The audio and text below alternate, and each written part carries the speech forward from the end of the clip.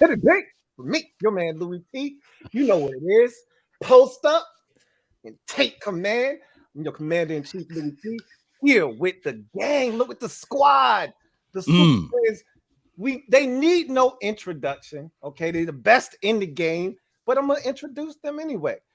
To my right, I got LB, Lord Brunson, the king of the Eagles fans. Let's go. Down below, I got the NFC EAST reigning division champions, represented by Law Sports Nation down there. Yeah. And down to the winner.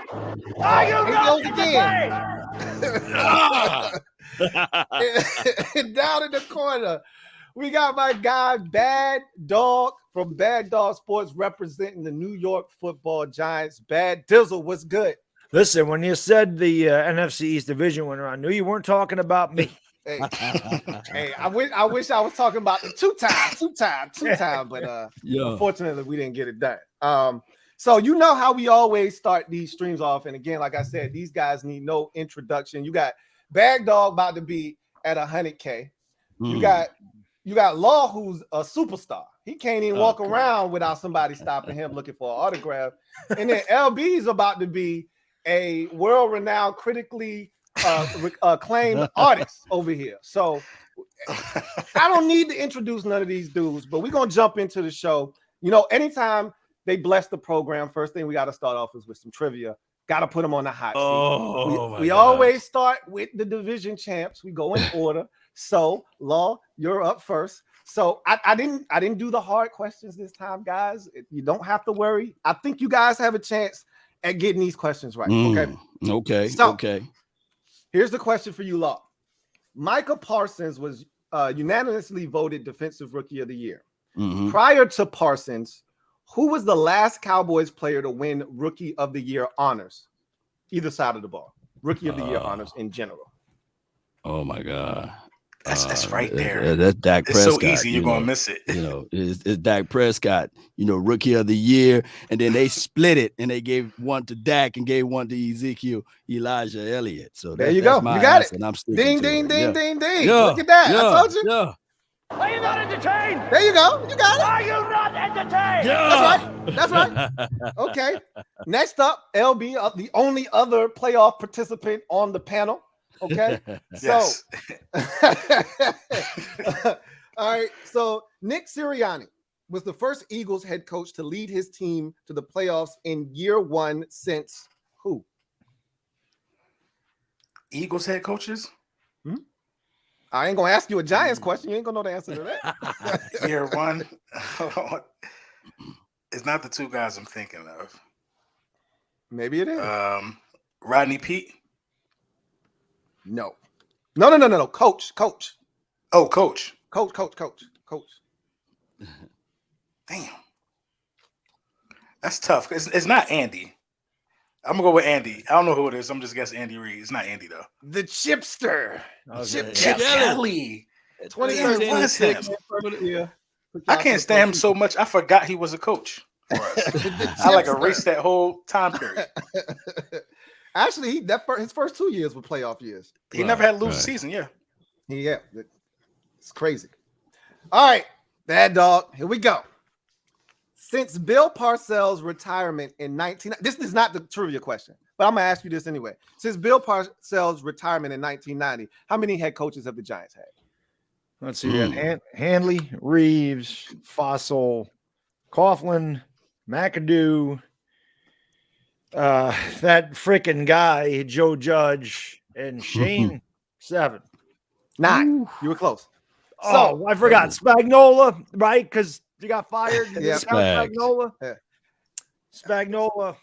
He says, all right, so since he's left, 9 coaches, right? Who has the lowest win percentage of those 9 coaches? Damn. Oh, wow. It's definitely between Judge and Shermer. I'm glad I didn't get those. McAdoo was 11-5, then 3-13. Judge, it's got to be Joe Judge. Although he was 6-10, so what was he? He's 10. He was 10-23. Shermer was 9-22. That means that Joe Judge had a higher winning percentage. So I'm going to say Pat Shermer had the lowest. Look at Bad Dog over here using deductive reasoning. Ding, ding, ding, ding. Pat Shermer, both actually were 9 and 23. Oh, well, he was 9 and 23. Judge had the extra game because of the 17-game season. That's right. So he was 10 and 23. So by virtue of that, Shermer had the lower win percentage. Look at you over there. Now, I got a trivia question for all you guys. Okay. Oh wow. Uh-oh. Super Bowl. I want to see how well you guys know your Super Bowl history. Oh Lord. All right. Law, since you have the most titles in the division. Yeah. Mm-hmm. In 1977, Super Bowl 12. Last touchdown of that game was caught by Golden Richards. Who threw the touchdown pass? Jeez. Starbuck. I don't know. Thomas Newhouse. Newhouse. Yep. Option. Look at that. Look at that. Look at that. Louie Tee. Okay. I told you this should be easy for you because I told you this one last time. What was the name of the play? Hell. John Riggins scored the touchdown on against Miami in Super Bowl 17. You damn sure did tell me the last time, man. I feel bad because I was like, I'm gonna remember the damn name of the play. It was it something gut? 70 chip. 70 chip. But they did run 40-50 gut a lot in that game. But yeah, 70 chip was I'm gonna remember that. I promise I'm gonna remember that the next time. LB. Easy one. This should be easy. I got one Super Bowl. And it's recent. It doesn't need to be a win. Just a Super Bowl. Oh, that's true. He might be going to 80 on you. I am going to 80. He's going to make Come on, how you I'm going to 1980. He's going to 80 on you. I wasn't even born, Bad Dog. It's okay. Laura wasn't born. Laura didn't see 77. I didn't even see 77, and I'm oldest one on here by a mile. Right. All right, let's get it. All right. Who is the field goal kicker for the Eagles in Super Bowl 15? Damn. God. The field goal kicker? It's history, baby. This is history. You're right.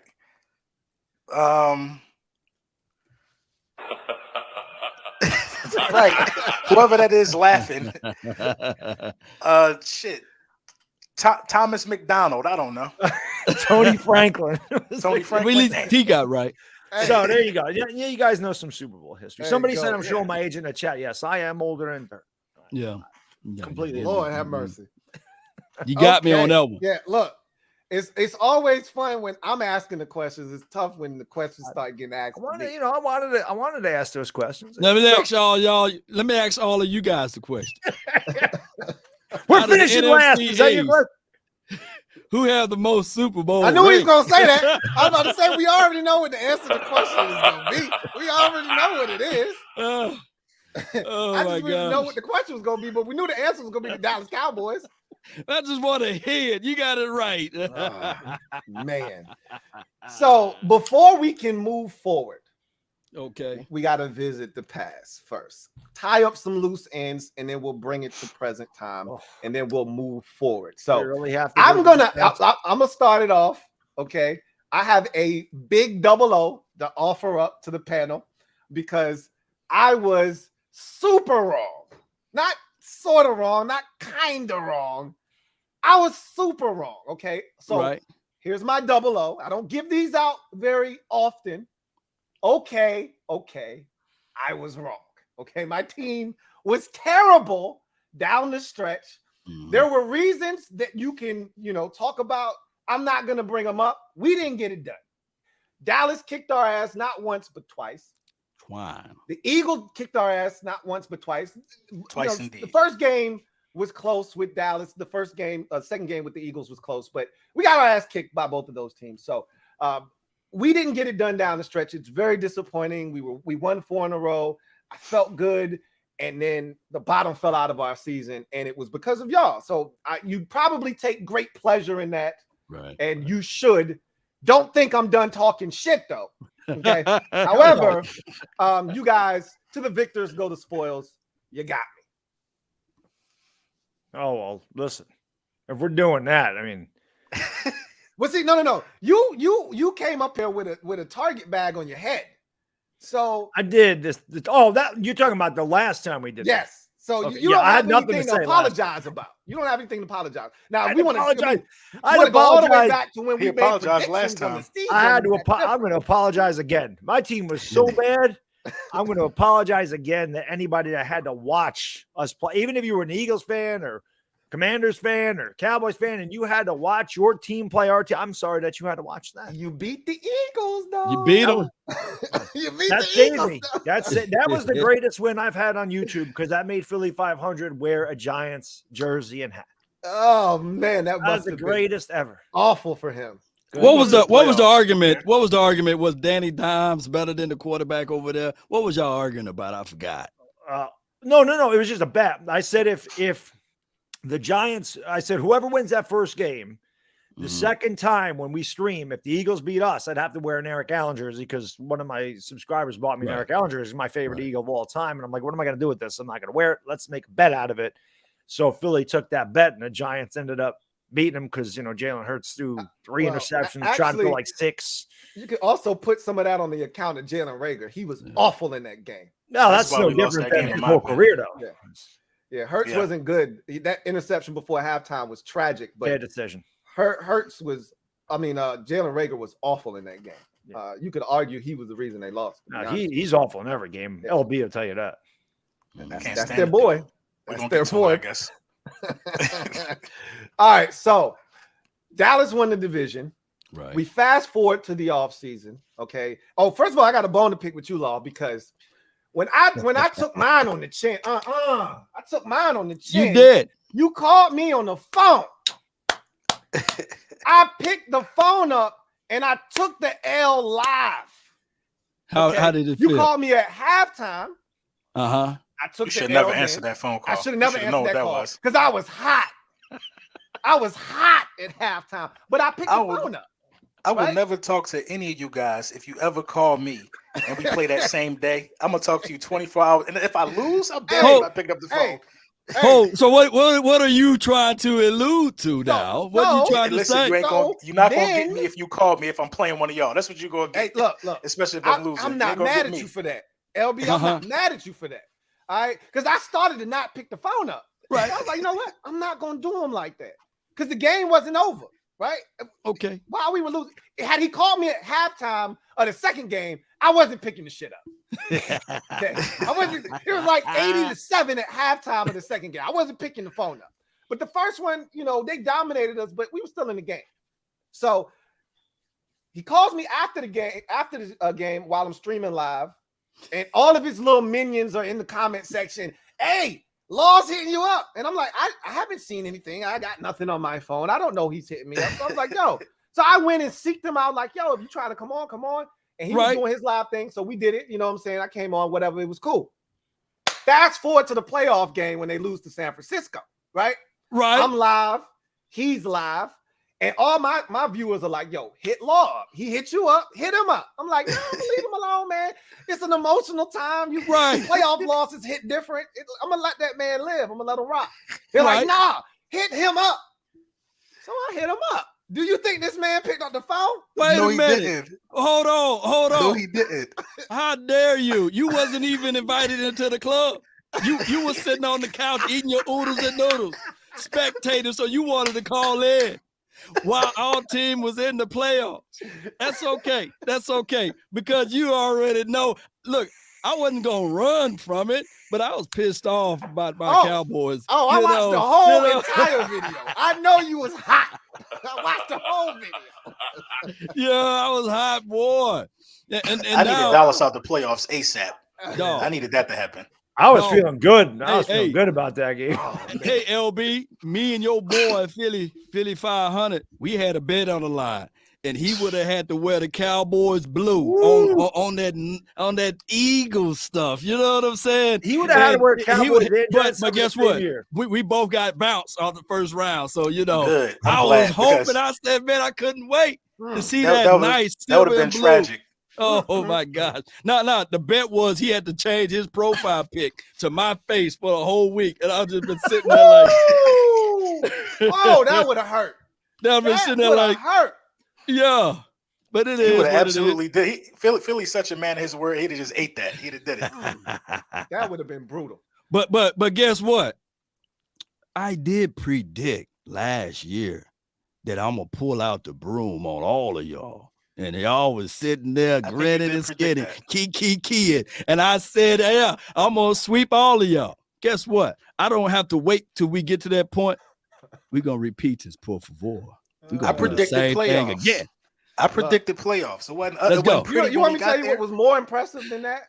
What's that? The fact that I chastised you. I'm not gonna lie. Right. Oh man, I killed you because you lost the first game of the season to Tampa on your prediction, and then you ran off like 13 straight before you had another loss. I think it might have been to like Kansas City. It was like 11 or 12 straight before you gave your team another loss. And y'all actually, tried to do that.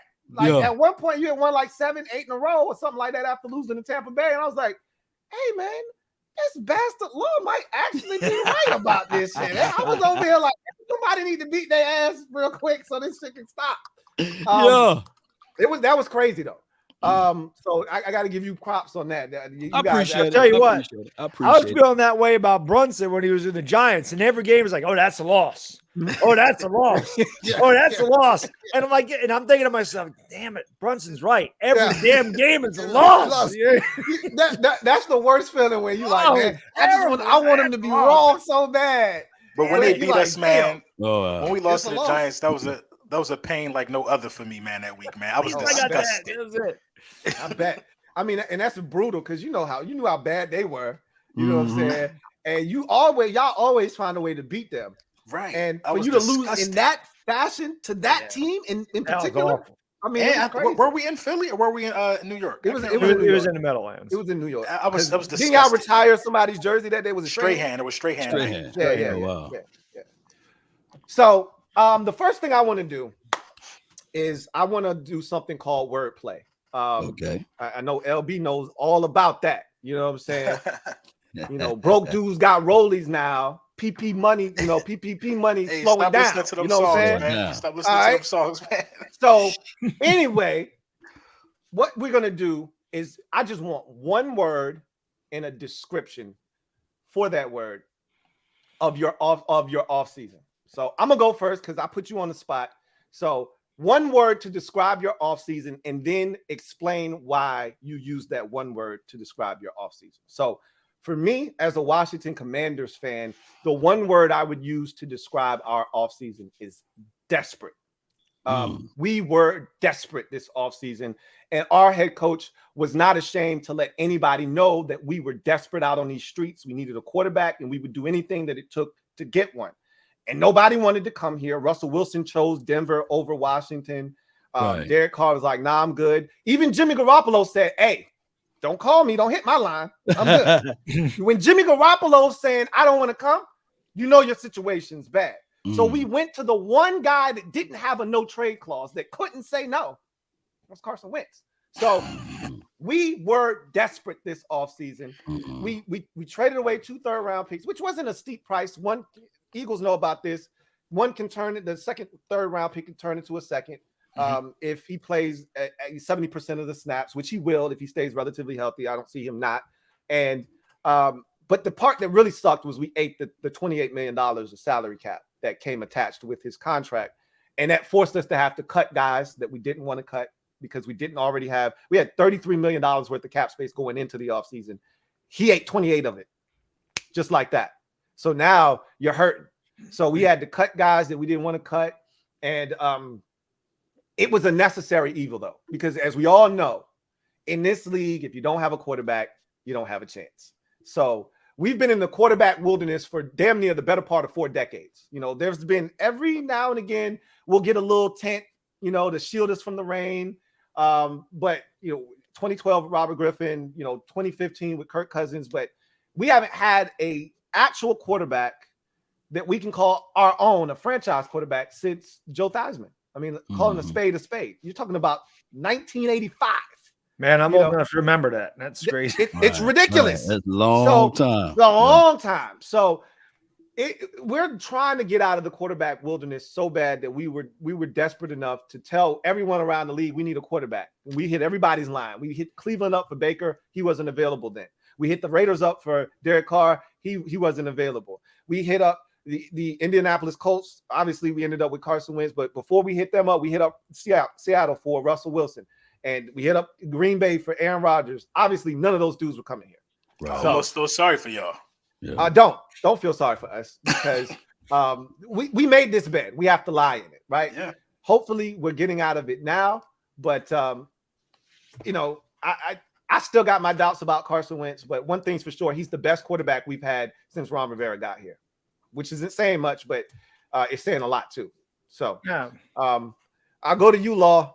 Oh my gosh. What's the one word that you would use to describe your offseason? Real quick, LB, you can look forward to Carson Wentz throwing more passes to the Eagles. Right.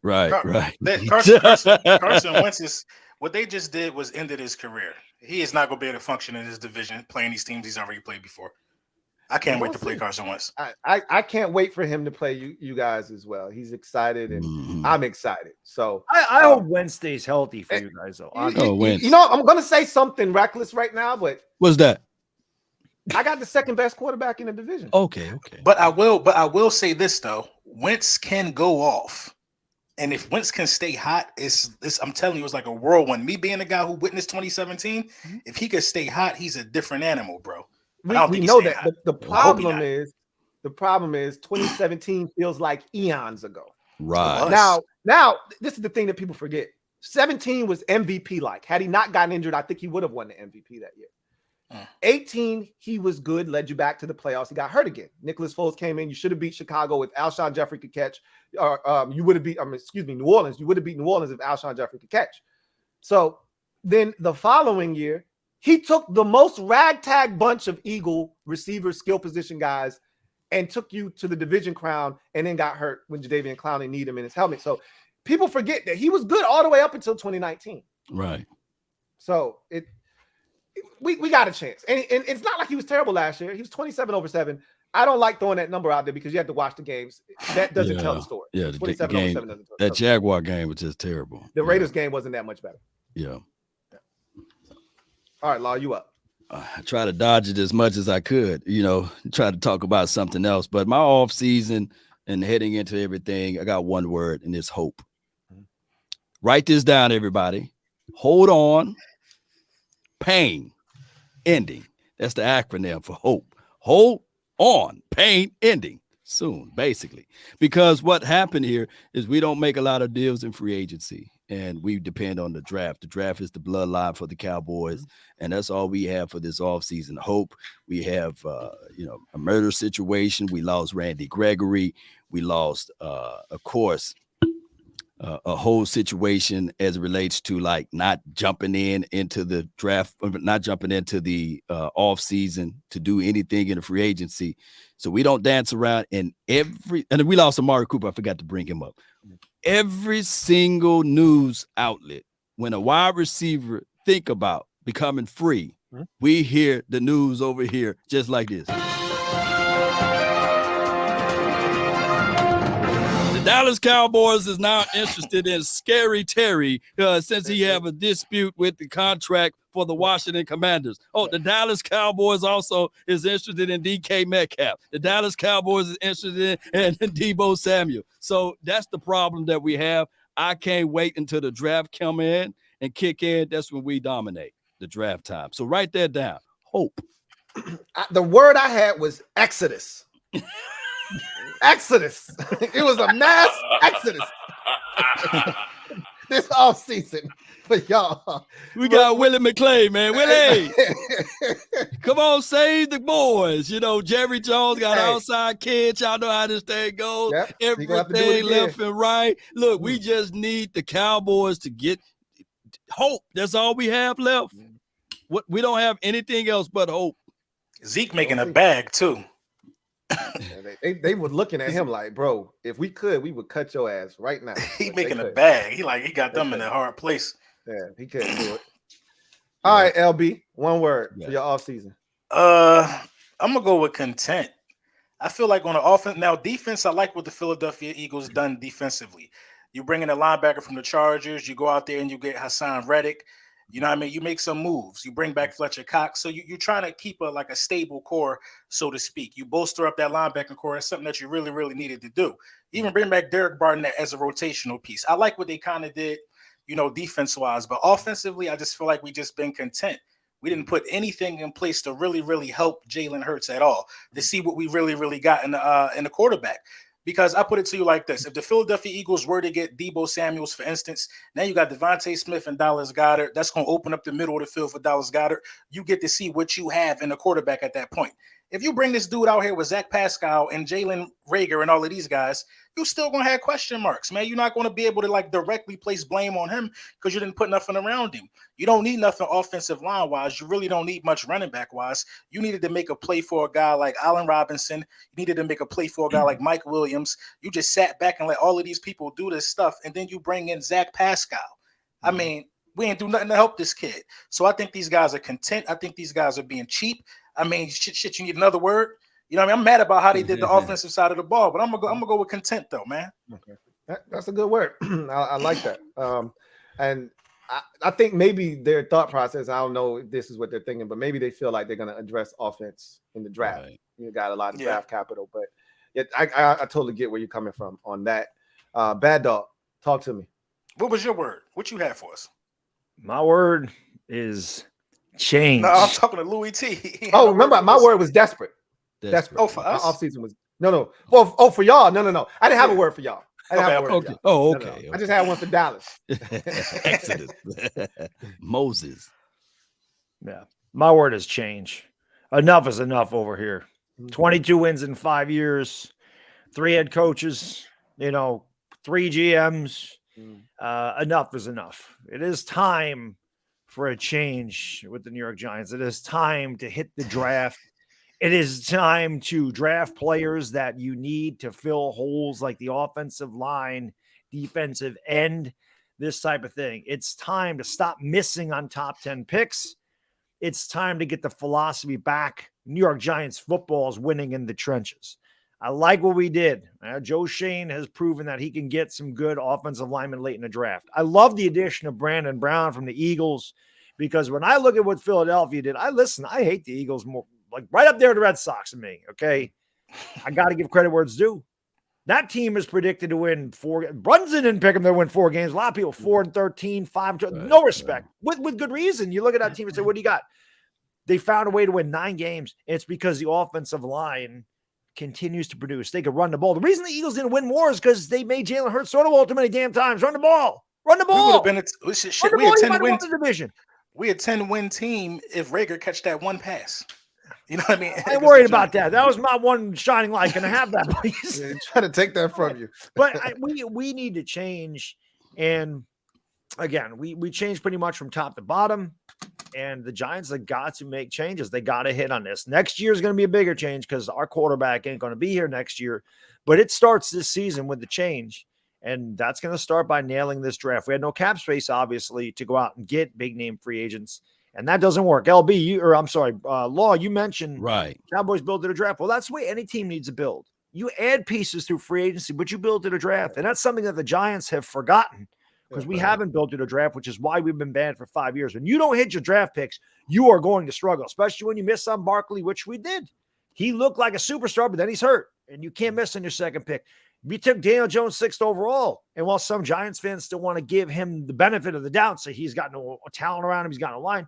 He hasn't shown that he can improve. He hasn't shown he's improved. And now his contract's up, man. I'm not giving him a second contract. We missed on that pick. You know, D-Law. Right. Dexter Lawrence. Yeah. Right. Dexter Lawrence. DeAndre Baker. We traded up for him. He ain't even there. Yeah. We missed on a lot of players, a lot of first-round picks. With Kadarius Toney. Did he show up today? Did he show up? No, he hasn't showed up. He's not showing up. He's rapping too, huh? There you go. Yeah, right. Young Joker. So it's time for a change because this team has been a joke, and I'm sick and tired. It's time for a change. Change for the New York Giants. So this is horrible. Y'all not picking up his 5th-year option, are y'all? The hell no. Yeah. $22 million? So we got best case scenario, he goes out, he kills it this year, we franchise tag him. Make him do it again. That's the best case scenario. I'm not giving him $22 million. No way. And y'all to trade him, James Bradbury, right? I don't. They might just have to cut him. I mean, it's going to save $12 million. The Giants are in a weird predicament because they don't have enough cap space to really sign 2 top 10 picks. I don't know if they're going to trade back or what they're going to do because the 5th and the 7th overall pick take a lot of money, take a lot of cap space. Yeah. So they might just end up having to cut him to save the $12 million. But maybe they'll get a 6th or 7th round pick from somebody. But I can't see Bradbury being on his team, which makes me believe maybe Sauce Gardner's in the works for the Giants if he's there at 5. I don't know. I'm waiting for the draft. I can't. Y'all better go get Evan Neal. I get him too. There's a lot of guys there's a lot of guys I'm excited about. Ike Ekwonu, Evan Neal, Kayvon Thibodeau, Sauce Gardner. If 2 of those 4 guys are there, we get to them. I'll be happy. We got desperate hope and change. This was sad listening to y'all talk. Desperate hope. I ain't gonna lie. It was pretty sad. That's why I kept laughing. I don't want y'all to think that was wrong with me. We went from desperate hope and change. Everybody was just sad as hell. Like, you see the Giants have been sad as hell for half a decade. When you about to win this division. Hey, that's how it is, man. That's all good. Games, and you go through another 4 quarterbacks like you did the year before. And I mean, yeah, hell yeah. That desperate is definitely the word that you use. And he definitely was desperate this offseason. The man went on a full campaign. I mean, he went on a world tour telling anybody, listen, hey, we got a good roster. Y'all should come join us. And didn't nobody buy that shit. But check this out, Louie Tee and Lord Brunson. Check this out. I can literally use that same slogan for last year. We hope that Dak Prescott can still throw the ball. We hope that Dan Quinn can elevate this defense last year from the 30th rank down to the 12th rank. So it's the same situation because we didn't do anything in the free agency. We hope that we hit on our draft picks, and bam, we hit on our draft pick. Dak Prescott was still able to throw the ball. For the first 6 weeks of the season, we were ranked 3rd in rushing. And on top of that, we had a good situation in the philosophy with our offensive line. It just crumbled on us down the stretch, and we was able to put Band-Aids over the bullet wound. And when it got to the playoff time, it revealed itself. So now I hope that these guys can get things going. But it's a hard situation to hope that we can get some production out of James Washington of what we've seen out of Amari Cooper. That's just crazy.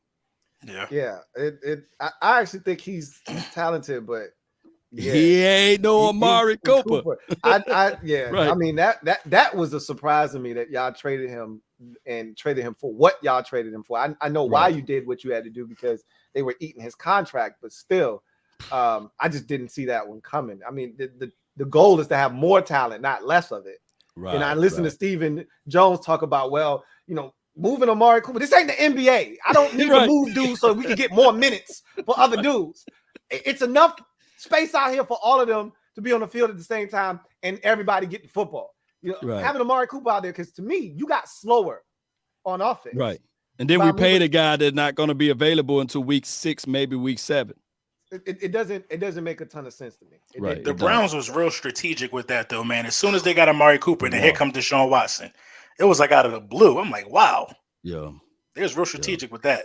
They knew what was going on. You already know what they're gonna do. They're gonna run the ball. They're gonna pound that thing, and they're gonna do that. The good old fashioned football. And they're gonna play at your fate and go right up top.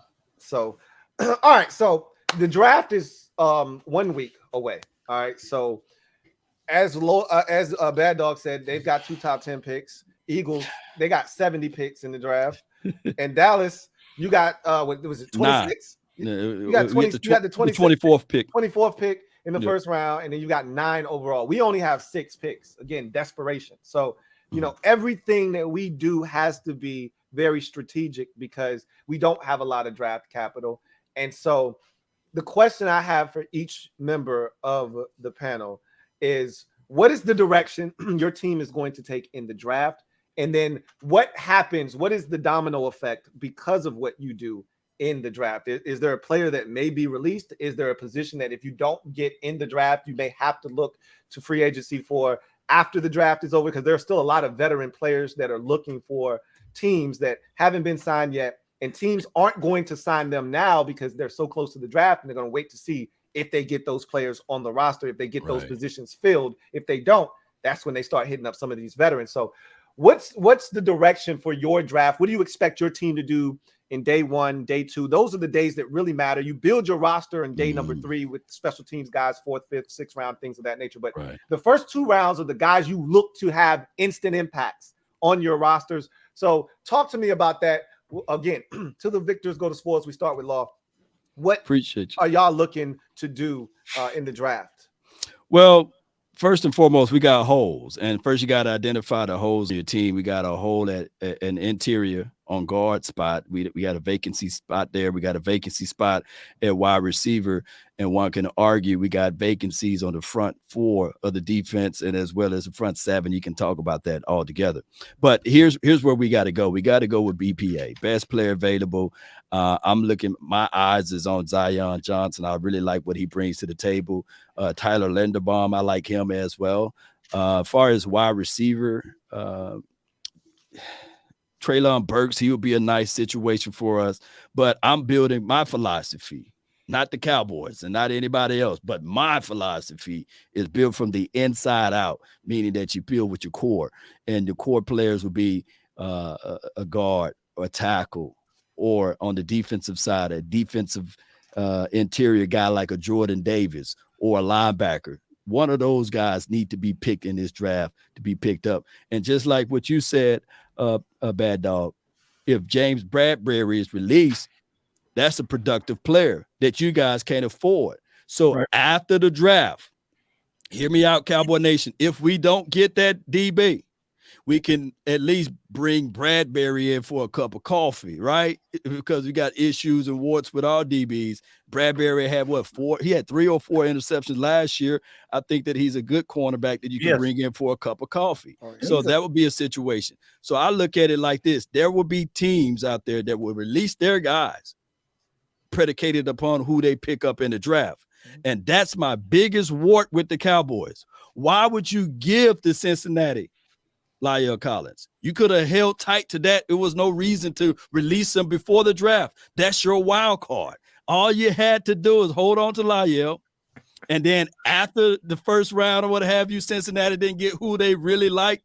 Then the Cowboys could have said, you know what? We would give you La'el Collins for that pick right there, or we'll give you La'el Collins for that 2nd round pick right there. You know, that's how you will and deal. But we didn't do that. We just gave them. You like my guy. We just gave them La'el Collins, big boy. I digress. When you strap for cash, boy, it make you show your ass a little bit. So, but they can't use the $10 million after June 2nd. I mean, we did the same thing. We cut Landon Collins. We can't use that money, that $8 million that we save, and I think it balloons to like 11 or 12. We can't use that till post June 1. So I mean, I totally get it. I didn't know Collins still on the streets. Yeah, I mean, again, he's one of those guys, one of those positions where we're gonna see what we can get in the draft. If we don't, his phone will ring after the draft is over. And just so you know, James Bradbury is a dog, right? Oh yeah. So he ain't gonna be in your price range. Is what I'm trying to say. Wait a minute, what you trying to say? He might be humble. Broke over there. Team like Kansas City got all the money they need. They gonna jump on him. Ain't no way you getting James Bradbury if they cut him loose. I'm just trying to tell you that right now. Oh my gosh. James want to stay in the division to stick it to the Giants, and I don't think he care that damn much. He probably want to. He want to stick it to the Giants. I don't know. That defense would be crazy in Dallas though. That secondary would be good. I don't know. The Giants gave him all that money. Why would he want to stick it to us? We just can't afford him that. Right, exactly. I don't think he would be looking. We helped him out. Well, we come to Dallas land. We sitting on $25 to $24 million. We got money. That's the craziest thing. We got money. Yeah. We can do what the Cleveland Browns did. Now, does that take count them and then spread them out? Or after your draft picks, though. That's what I'm saying. You got draft picks typically the draft picks $7 to $8 million. So we still in the clear. Our biggest problem is that we decided to put the franchise tag on you on Dalton Schultz, right? And what you guys did, y'all released y'all tight end, right? Yeah, y'all just released him. Yeah, y'all like, man. Hey, look, he picked up. Hey, I ain't gonna lie to you. Jones. I ain't gonna lie. I was over there looking at Dalton like, hey, what's good over there, man? You like Dalton for 11? Huh? You like Dalton for 11 million? We was thinking about paying. Now this was a couple of off seasons ago, but we was thinking about paying Austin Hooper like $10 million until he got like 10.5 from Cleveland. So I mean, that was before we got Logan Thomas, so we weren't in the market for no. Yeah, but I was looking. I was like, hey, what y'all doing over there, man? But that was too rich for our blood. I mean, especially after we got Carson Wentz. You know, but we got your boy. We got Jeremy Sprinkle, man. Sprinkle me, bitch. Sprinkle me, yeah. LB, draft time. Talk to me. Y'all already made a move. Your boy Howie's over there wheeling and dealing. I already talked about that. Man's over there playing chess. Everybody else playing checkers. I see what he's doing over there. If it's me, though, we still got a lot of holes to fill. So I can't give you like one position. But if you're talking about from the start of the draft all the way to day 2, that gives us 3 picks. And I think these are the 3 positions that I think you need to pick. I think you need to get you a wide receiver. Jalen Reagor averaged 17 yards a game. Jalen Reagor is trash. Arcega-Whiteside, we just moved him over to tight end. This is his last chance in the league, probably. That's another example of us being cheap. If you couldn't catch being a wide receiver, you probably can't catch being a tight end. But we decided to slide him over there, but he could block, whatever. Now, fast forward, I think you need to get you a defensive end as well. We were second to last in sacks last year. That's not the Philadelphia Eagles DNA. Since the year 2000, we got the second most sacks, only behind Pittsburgh. We were second to last, only in front of I think it was Atlanta or something like that. You need an edge rusher. I'm looking at Devontae Wyatt. He could play on the inside. He could play on the outside. The dude is just a freakish athlete. You know what I mean? He's in our range. He should be available.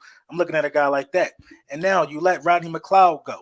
You lost Steven Nelson. You need a cornerback. You need a safety. You got so many holes to fill, and you could have addressed, you know what I'm saying, helping Jalen Hurts out, like I said earlier. But now you got to help Jalen Hurts out. That's another hole you got to fill. So we all over the place with this, man. Kelsey on his last year. You got to look at his replacement. It's a lot of stuff you got to look at if you're a Philadelphia Eagles fan. I think we're in a weird spot, though. I think that you either got to take your shot and swing for the fences now, because you got guys like Kelsey for one more year, build as much as you can, get whoever you could get, try to go as deep as you can go, because you still got them 2 first-round picks for next year. So you going O-line or what? What'd you say you going, O-line or D? I'm going wide receiver, defensive end, safety, or cornerback. Lord, I hope y'all go with wide receiver again. Please do. Yeah. Please do. You have to. You have I mean, to. That'll be 3 years in a row, right? First round, right? The only other franchise that did it 3 years in a row, consecutive years, was Detroit. Lions. I remember. And let me know how that. Worked. I call them the Detroit Giants. they were terrible. Right. All right, Bad Dog. Talk to me. I mean, y'all just as rich in terms of draft capital as the Eagles are. Talk to me about your draft. We might be more rich than the Eagles. 2 top 10 picks, 3 top 36 picks, 5 picks in the top 81. Again, with the Giants, there's so many options. It makes me feel really good when there's a really knowledgeable content creator out there like Law Nation that just echoes the sentiments that I've been saying all along as you build from the inside out. Yeah. Throwing the ball around is great. I know it's an offensive league. It's quarterback league. I know all this. The game is still won in the trenches. The Giants have been pushed around way, way too long.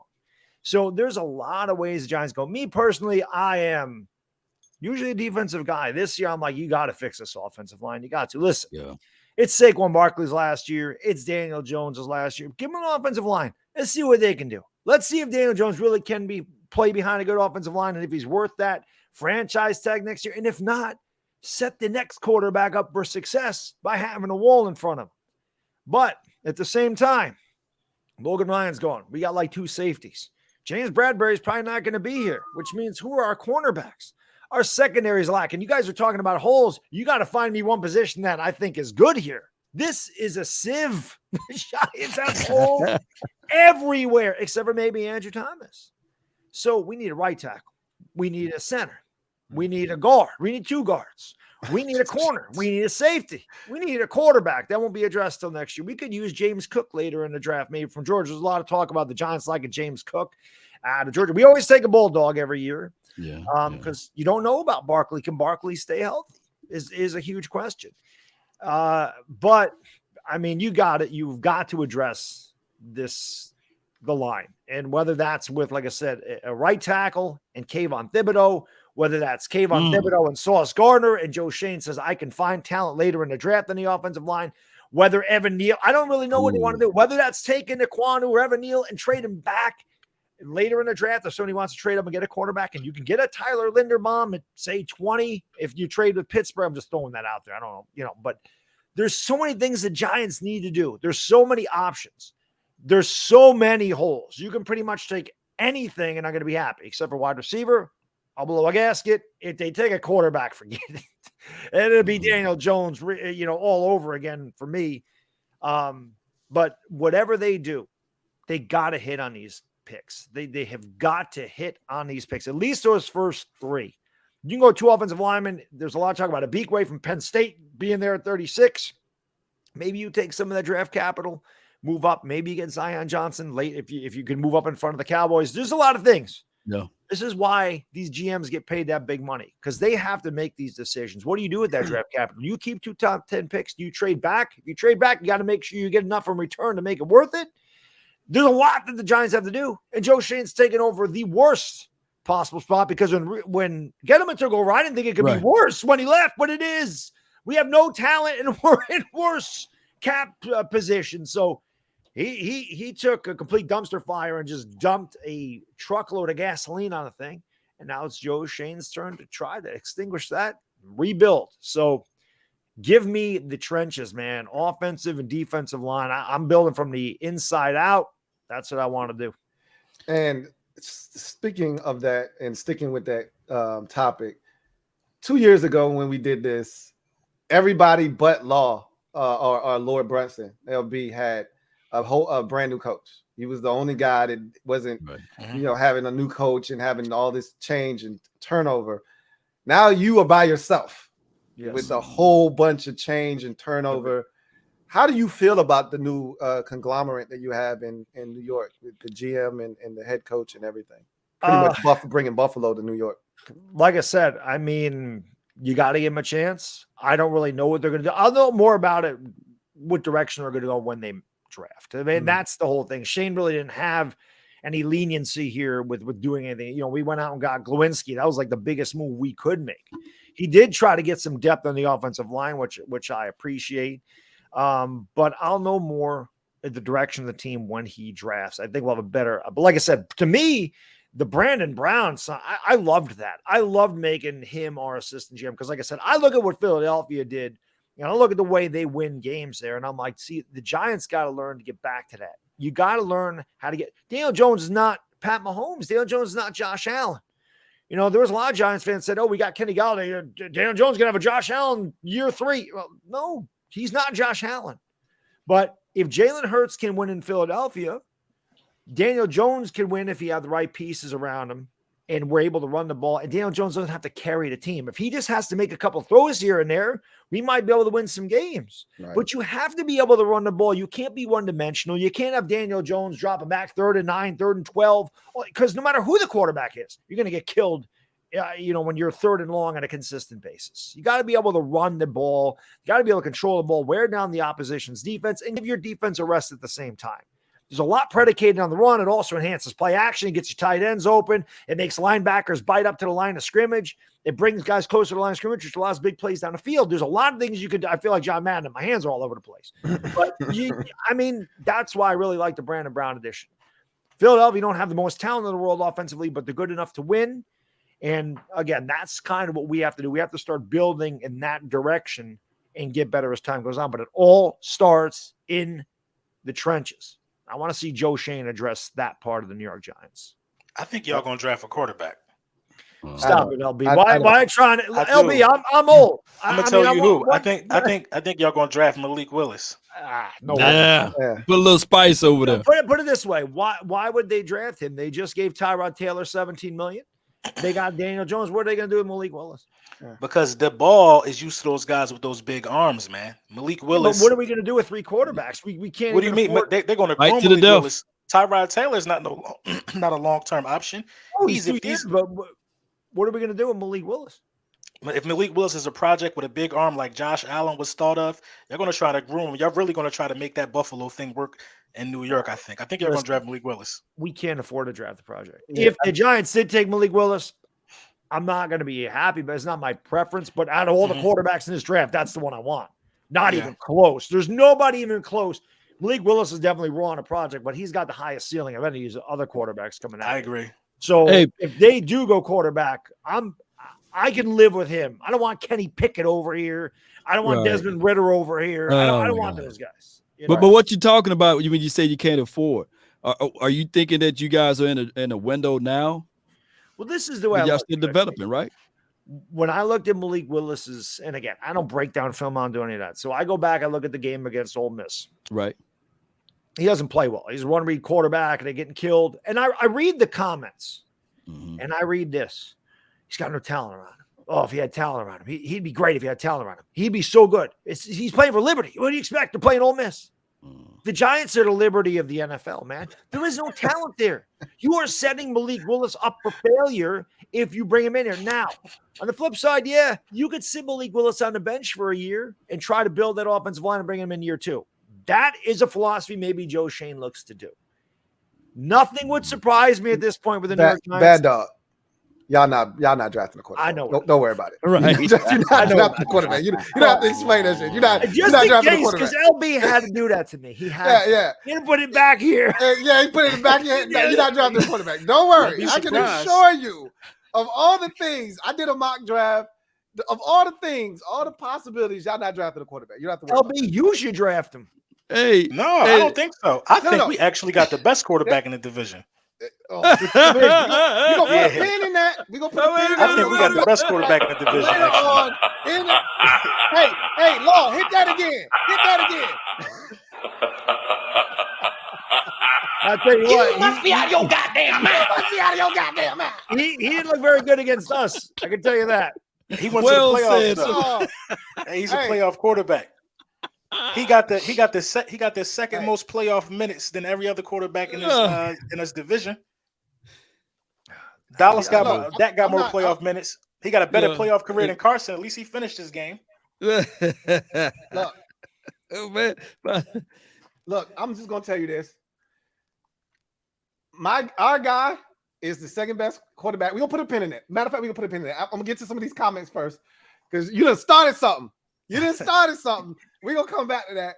We got some comments. Let's get to some of the comments in the comments. Let's get to it. Metaphor. Thank you for the super chat. Greatly appreciate you. Thank you for being a member of the MOBB. He writes, your boxes must be predicting the NFC East standings. I think you're right. I don't know which direction you're going in, but I know I'm at the top in the corner for first place. I don't know if you're going down, if you're going to the right, or where we'll be last. But, we'll be last. Yeah. That I think you might be right. You might be on to something there, Metaphor. Okay. Michael White, thank you for the super chat. Greatly appreciate you. Thank you for being a member of the MOBB. Writes, besides owner, if you could change one thing about your team's direction, what would it be? Law, take that first.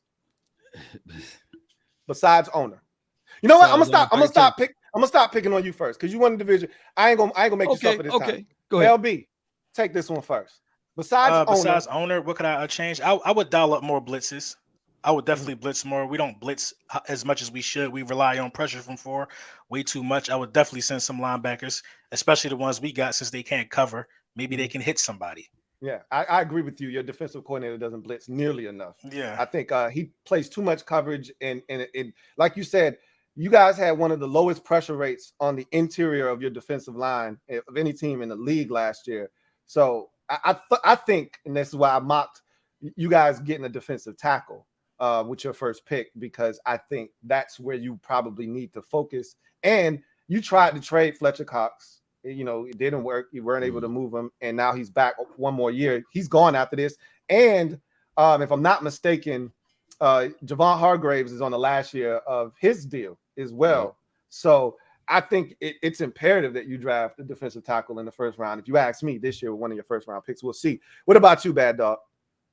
I'll be honest. I think we changed everything but the owner this offseason. So there you go. I mean, we did. Everything is gone. New GM, new assistant GM, new coaching staff. Mm-hmm. So really, we have changed everything. And like I said, it really comes down to the draft, and we have to address the trenches, whether that's 2 guys on the offensive side, a guy on the offensive side, a defensive side, or 2 guys on the defensive side of the ball. Again, it speaks the Sauce Gardner thing at the beginning. I was never thinking we would do this. But thinking about Bradbury leaving, perhaps, most likely, Wink Martindale loves the blitz, which is something we haven't seen here in years, Giants fans. We all know that Patrick Graham played that soft zone. But if Wink's going to blitz, it means you need to play man. So that's why Sauce Gardner may be the guy. He ain't going to be there.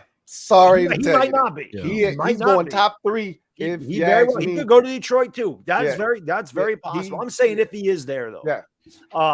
But yeah, defensive offense, the trenches, man, right on the line of scrimmage is the direction I want to see us go. What about you, Law? Well, besides owner, of course, our owner is also the GM. So I would have to change out his role, his duties, or what have you. And he can still be the owner. See, I'm not changing him out, and just get a real GM inside. And that way we can have some things that's done on a realistic expectation as far as the offseason. But if I can throw in something else. Gettleman's around. No, I don't think Jerry Jones is a bad GM personally. Well, he's not the GM. I'm talking about that's Clay right there. Well, you got Stephen Jones that's really handling the money aspect of it, you know. So I just want to get him up out of the picture and bring in somebody else. But outside of that, you will have to go into this philosophy of thinking that Kellen Moore is still young. And I think that if you bring in somebody with a little bit more experience, instead of giving this guy who's going into his 4th year ever calling plays, to dial up better plays, better options for your quarterback to play to the strength. So philosophy is what I want to change up with the Cowboys.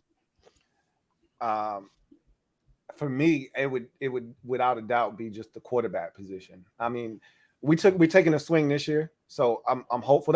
Hope is the only thing that we have, you know, and I always say it's the most dangerous thing you can give a man is hope, right? We got hope. That's all I can ask for at the quarterback position, but I've already laid out. I mean, this is embarrassing to say. I think I've said this to you guys before. If I haven't, you probably be like, you got to be shitting me. We haven't made the playoffs in consecutive seasons since 1991, 1992. We haven't made the playoffs in consecutive seasons since 1991 and 1992. So, and that all starts to me with the front office. But when you get to the field level, it's the quarterback. You know what I mean? And so if we can find a way to fix that position, which is what we're trying to do, then we'll have a chance. So that's the thing that I would change. Clearly, if I could change anything, it would be the ownership. But he said besides ownership. So, all right. Got another super chat here. Let's see. I don't think you guys have won like 10 games, like 3 or 4 times since 1991. It is us? Much. Yeah, it is not. Actually, we've won 10 games once. Is that it? Wow. We won 10 games in 1999. We won 10 games in 2012. So twice. When you in. I'm telling you, they've been through a lot though when you think about it. Everybody in the division has had their moment, so to speak. We haven't won more than 10 games since 1991 when we won the Super Bowl. We haven't won more than 10 games. That's insane. Even Jacksonville caught lightning in the bottle in 2017. You know what I'm saying? Like, yeah, we won 11 in 2016. I mean, even exactly before the boat. You know what I'm saying? Like, even Detroit went 11-5. We've never won 11 games. That's crazy. Since 1991. And what's that record for back-to-back NFC East division winning? I think 2003, 2004. 03 and 04. Yeah. That's the Eagles? Eagles, yes. Right. So that's crazy. We've been to like 7. We've been to 8 NFC championships since then. Since 2003? Since you guys 1991, 1992 stuff. Oh, yeah. No, yeah. We don't even know what that looks like. Well, hell, we just happy to win a playoff game. Yeah, you know? I need to see what the odds makers. We ain't won a playoff game. It's crazy because when you think about this division, we all have a Super Bowl, but we also have 2 teams who haven't been to an NFC Championship game since like '95. Well, that's crazy. For us, it's 91, but for them, it's 95. So, I mean, it's been an eternity for us. So the point of me saying that is that a lot of people like to call us the NFC least. But the Dallas Cowboys and the Commanders, you guys are the reason why we're the NFC least. That's what I'm really trying to say. That's not you guys are the real reason. I want y'all to own up to that. There are years where you are absolutely horrible. What years? When I just told you. Okay, since the year. How? You contribute to that. When we won the division at 7-9, were you good? Were you good? Get him. I disagree wholeheartedly. Since the year 2000. Since the year 2000. When we won the division at 7-9, were you good? At 7-9? We don't even brag about shit like that. We don't brag about success at 7 and 9. 2020, 2 years ago. Were you good? When y'all was 7 and 9, were y'all good? No, that's my point. Nobody was good. Okay, so that's what are we why arguing about? If y'all won a division not being good, of course we wasn't good. Years where you're garbage too. Like since you're actually okay, but you're when you guys are good, it's an anomaly. It's not like it's not how it was. It doesn't make sense. Yeah, it is. It doesn't make sense. Seriously, it doesn't. But we've had this conversation. That's an unfair stigma that we have because since the year 2000, what NFC team got more but that was playoff wins? Okay, how about you move that up to when Donovan McNabb was no longer there? Then talk to me. To 2017 when we won a Super Bowl. What are you talking about? Yeah, knock yourself out. Right. No. What have you done since then? What have we done since then? We've been to the playoffs like 4 years out of the last 5. Right. And how many playoff games have you won? More than you guys. We won about 5. That's like not 4. Hard to do. We don't go to the playoffs. Okay, that's why I'm saying point is you guys contribute to the NFC least moniker is what I'm saying. I don't think so when we won all the playoff games. You trying to remove yourself from this division. I'm not trying to remove myself. I'm trying to remove myself and the Giants because we have Super Bowls to account for. Yourself and first of all, the Giants are worse than anybody in the division. What the hell are you talking about? We're gross, LB. We're gross. In that time span or right now? Right now, of course. Right now, of course. But not the turn of the millennium. No, not the turn of the century. There's a stench that comes from this division. It's a stench that stinks. All right. And when it doesn't stink, it's usually because Dallas went 13-3 or Dallas went 12-4. And there was that 1 year in 2016. We got to stop that. Dallas went 13-3. Giants went, which I go 11. You got to stop praising regular season. Come on, keep praising, baby. That's what I'm saying. Law wants you to give him a praise dance for regular season success. He contributes to the funk too. Keep giving it to me. The year in 2015 when they were trash enough to get Zeke and Dak, okay, they were awful. Ask a Dallas fan are they happy going 13-3 and getting put out of the playoffs? Look, every time I'm happy about that. We win the division, it's because everybody else in the division is trash. That's a good point. Because again, we don't win 11 games, so it's not like we going out and taking the division. All of y'all stink. Now y'all did the best of the worst. To your degree, they did took the division from us in 2012. It was when the end. Cowboys would have been it. Yeah. But that still was a 10-win season. It wasn't like we won 12 games, but I could take 10. 10 is double figures. We don't get we won 10 games in 2012 too, but that damn game against Philadelphia where just the miracle in the Meadowlands Part 2, that cost us the playoffs. We would have been the 2 seed if we could have held on to win that game. But those are the kinds of games that it makes you want to vomit when you lose games. I think I did. Yeah, that seriously, those are the ones that hurt. When you feel like you got to win and you find a way to lose against a division. Always against the Eagles. Always. Oh, you've had, I think about the Deshaun Jackson punt return at the end of the game. I go back to Vi Sikahema. I go back to Brian Westbrook. I go back to a blocked field goal in overtime. It's picked up by Clyde Simmons, I think, and scored for a touchdown. Mm-hmm. I go back to 1997. We're up 10-7. Less than 2 minutes ago, they kicked the ball to Brian Westbrook. Right? Him and LaShawn McCoy used to kill us. Yeah. Everybody. The damn Eagles. New York. It's Carl Banks having Randall Cunningham wrapped up. Cunningham gets out of it, throws touchdown. Yeah. I've lived through all this crap. Yeah. And people wonder why I hate the damn Eagles the way I do. I hate them. I can't stand them because they cause me so much pain in my life. It's the same way with us and the Cowboys, man. This shit is never over. You never smiling. He loves it. He loves my pain. I don't. That's why I have a personal rivalry with every team. But that's what being in a division is all about. Because I got my individual reasons why I can't stand the damn Eagles. And I got my reasons why I can't stand the Giants. First of all, I can't stand going to the Meadowlands. Right. It's a house of horrors for us. Yeah. It usually never turns out well. If the Giants are half decent, the Meadowlands is like a nightmare every time. So everybody's got their individual reasons why they hate, swinging gate. We had that against the Giants where we called a timeout. they saw what we were about to do. We were about to fake it.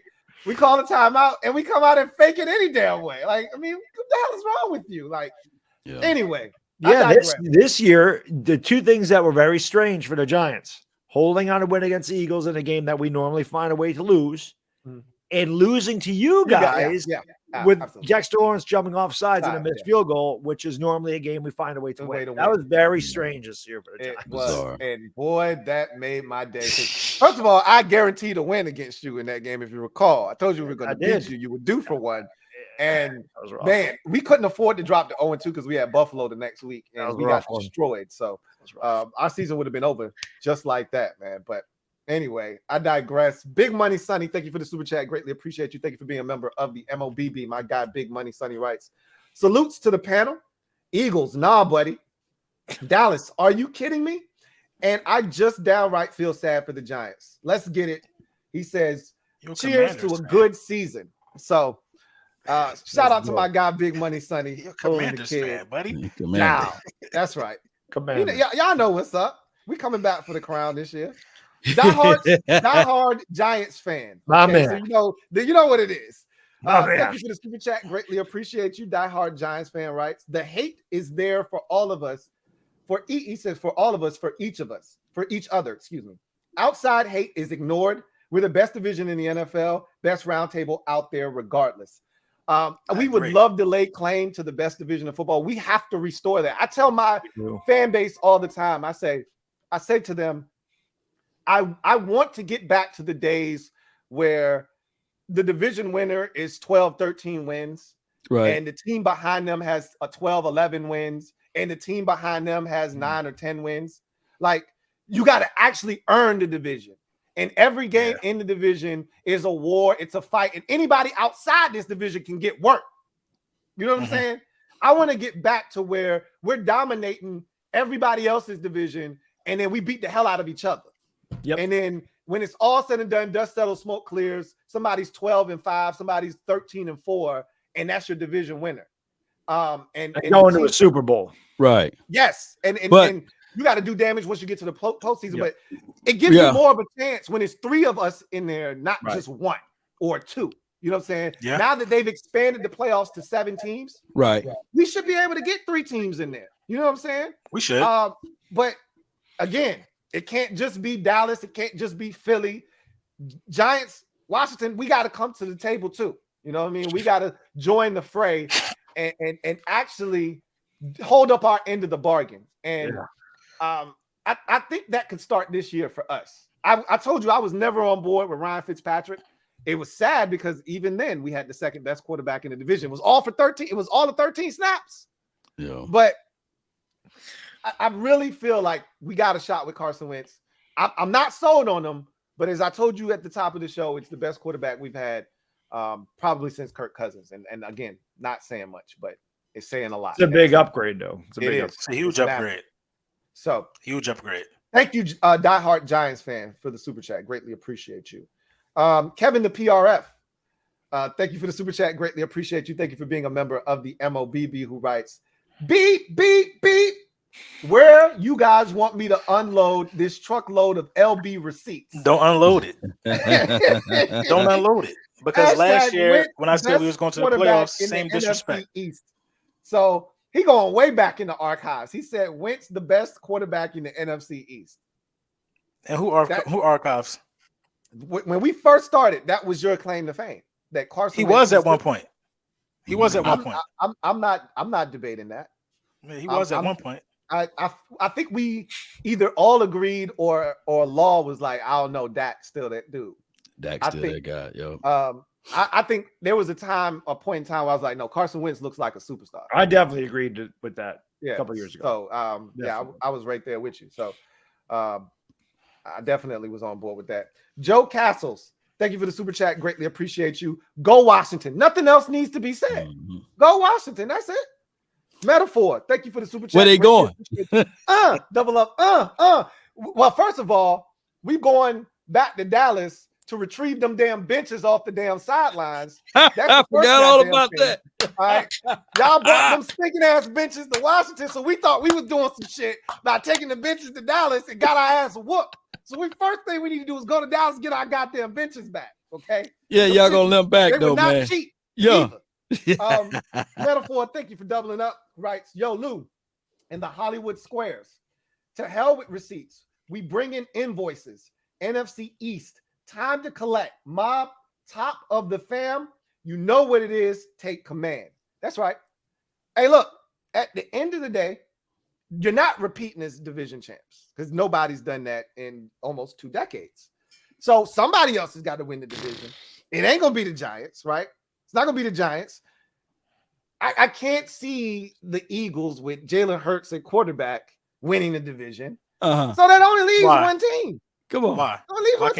Now you proclaiming that your team right now, April the 21st, that your team, the Washington football team Commanders. I'm trying not to say commodes because I've been calling you guys commodes. Hey, look. The Washington commodes, because you know what?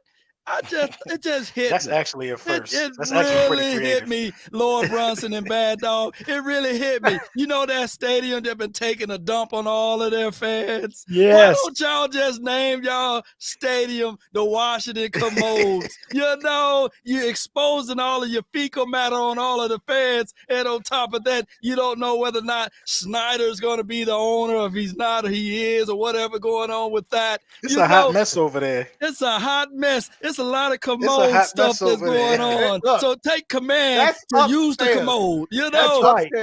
We are you've been excrement for years. We are compartmentalizing in Washington. All the shit that happens up there stays up there. Okay, we over here worried about what's going down on the field level. I know that's the shit that's going down. You said it has been. It has been. Y'all got railings falling on number one quarterbacks. Look, I almost did y'all a favor. What? I almost did y'all a favor. That's wrong. You almost made sure we ain't go to the playoffs. Well, that would have did everybody else a favor too. We wouldn't have had to watch that bullshit in Wild Card Weekend with the damn Buccaneers. You almost did us a horrible favor. Game.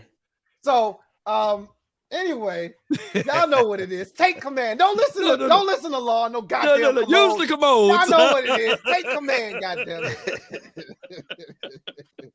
Oh man, logo makers, man, make that commode for your boy. Man. Hey, Law, trademark that. Trademark that. Yeah, we're gonna trademark it. Thank you for the super chat. Greatly appreciate you. All right, bump that, Lou. Put the rest of the panel on notice. New season, new hope, and lots of smoke. Who wants it? Let's get it. I already told them we win in the division. I'm not listening. I'm not letting nobody tell me that we desperate. Nah. You said y'all was desperate. We were desperate for a quarterback. We weren't desperate everywhere else. We were desperate for a quarterback. Winning no division. Look, desperation sometimes gets the best out of people. You put somebody's back up against the wall, and sometimes you get the best that they have. This is where Carson Wentz is in his career. He's not getting another chance to start after this. If this shit doesn't work in Washington, he's done. It's over. This is my thing. This is my thing with Washington, though. My thing is really Ron Rivera. Ron Rivera is so overrated, in my opinion. I think it's really the coach over there in Washington. I mean, how he get a nickname? What's this, his 12th season? Yeah, this is his 12th season, right? How many winning seasons has Ron Rivera had? 3 out of 12? You don't get no nickname performer like, I count it. I don't know if it's 3 out of 12. It's a lot of 7-win seasons over there. It's a lot of sevens, but it's a lot of sevens over there. A lot of postseasons attached to some of them sevens too. When? Like, he had a 7-win season, 7-8-1 season in Carolina when they won the division. He had a 7-win season here in Washington where he won the division. It ain't his fault the divisions that he played in stunk. He was the best of the worst, but he took his team to the playoffs though. So LB, you get some nicknames over here for head coaches real quick. We don't even come close to winning 7 games. So. Hey, look, the bottom line is he's won 7 games both of his first 2 years with having to start 4 quarterbacks in each of his first 2 years. Okay. I don't know of many coaches that start 4 different quarterbacks or play for it. We went to Philadelphia with Garrett Gilbert, who got here on Tuesday, who got here on Saturday and had to start on Tuesday. And we were up 10-0 in that game. What you think Carson Wentz supposed to come over there and do with all that mess y'all got going on? Carson Wentz already a mess. First of all, the roster is not a mess. There's holes, just like everybody else got holes. You just told me you got a bunch of holes. Is your roster a mess, or you just have holes? I'm gonna tell you what we do have, though. We have the best offensive line in this division, and we figured out what we need to do to win. We figured out we need to run the ball. We're not gonna go another 7 weeks without running the ball. You have the best offensive line, but you have the worst quarterback. And the quarterback is not going to do nothing but hand it off, and we're going to run the ball. Impossible. We figured out what we got to do. Impossible. We're going to see. in today's NFL. You think you're going to just run the football. The Titans tried that shit.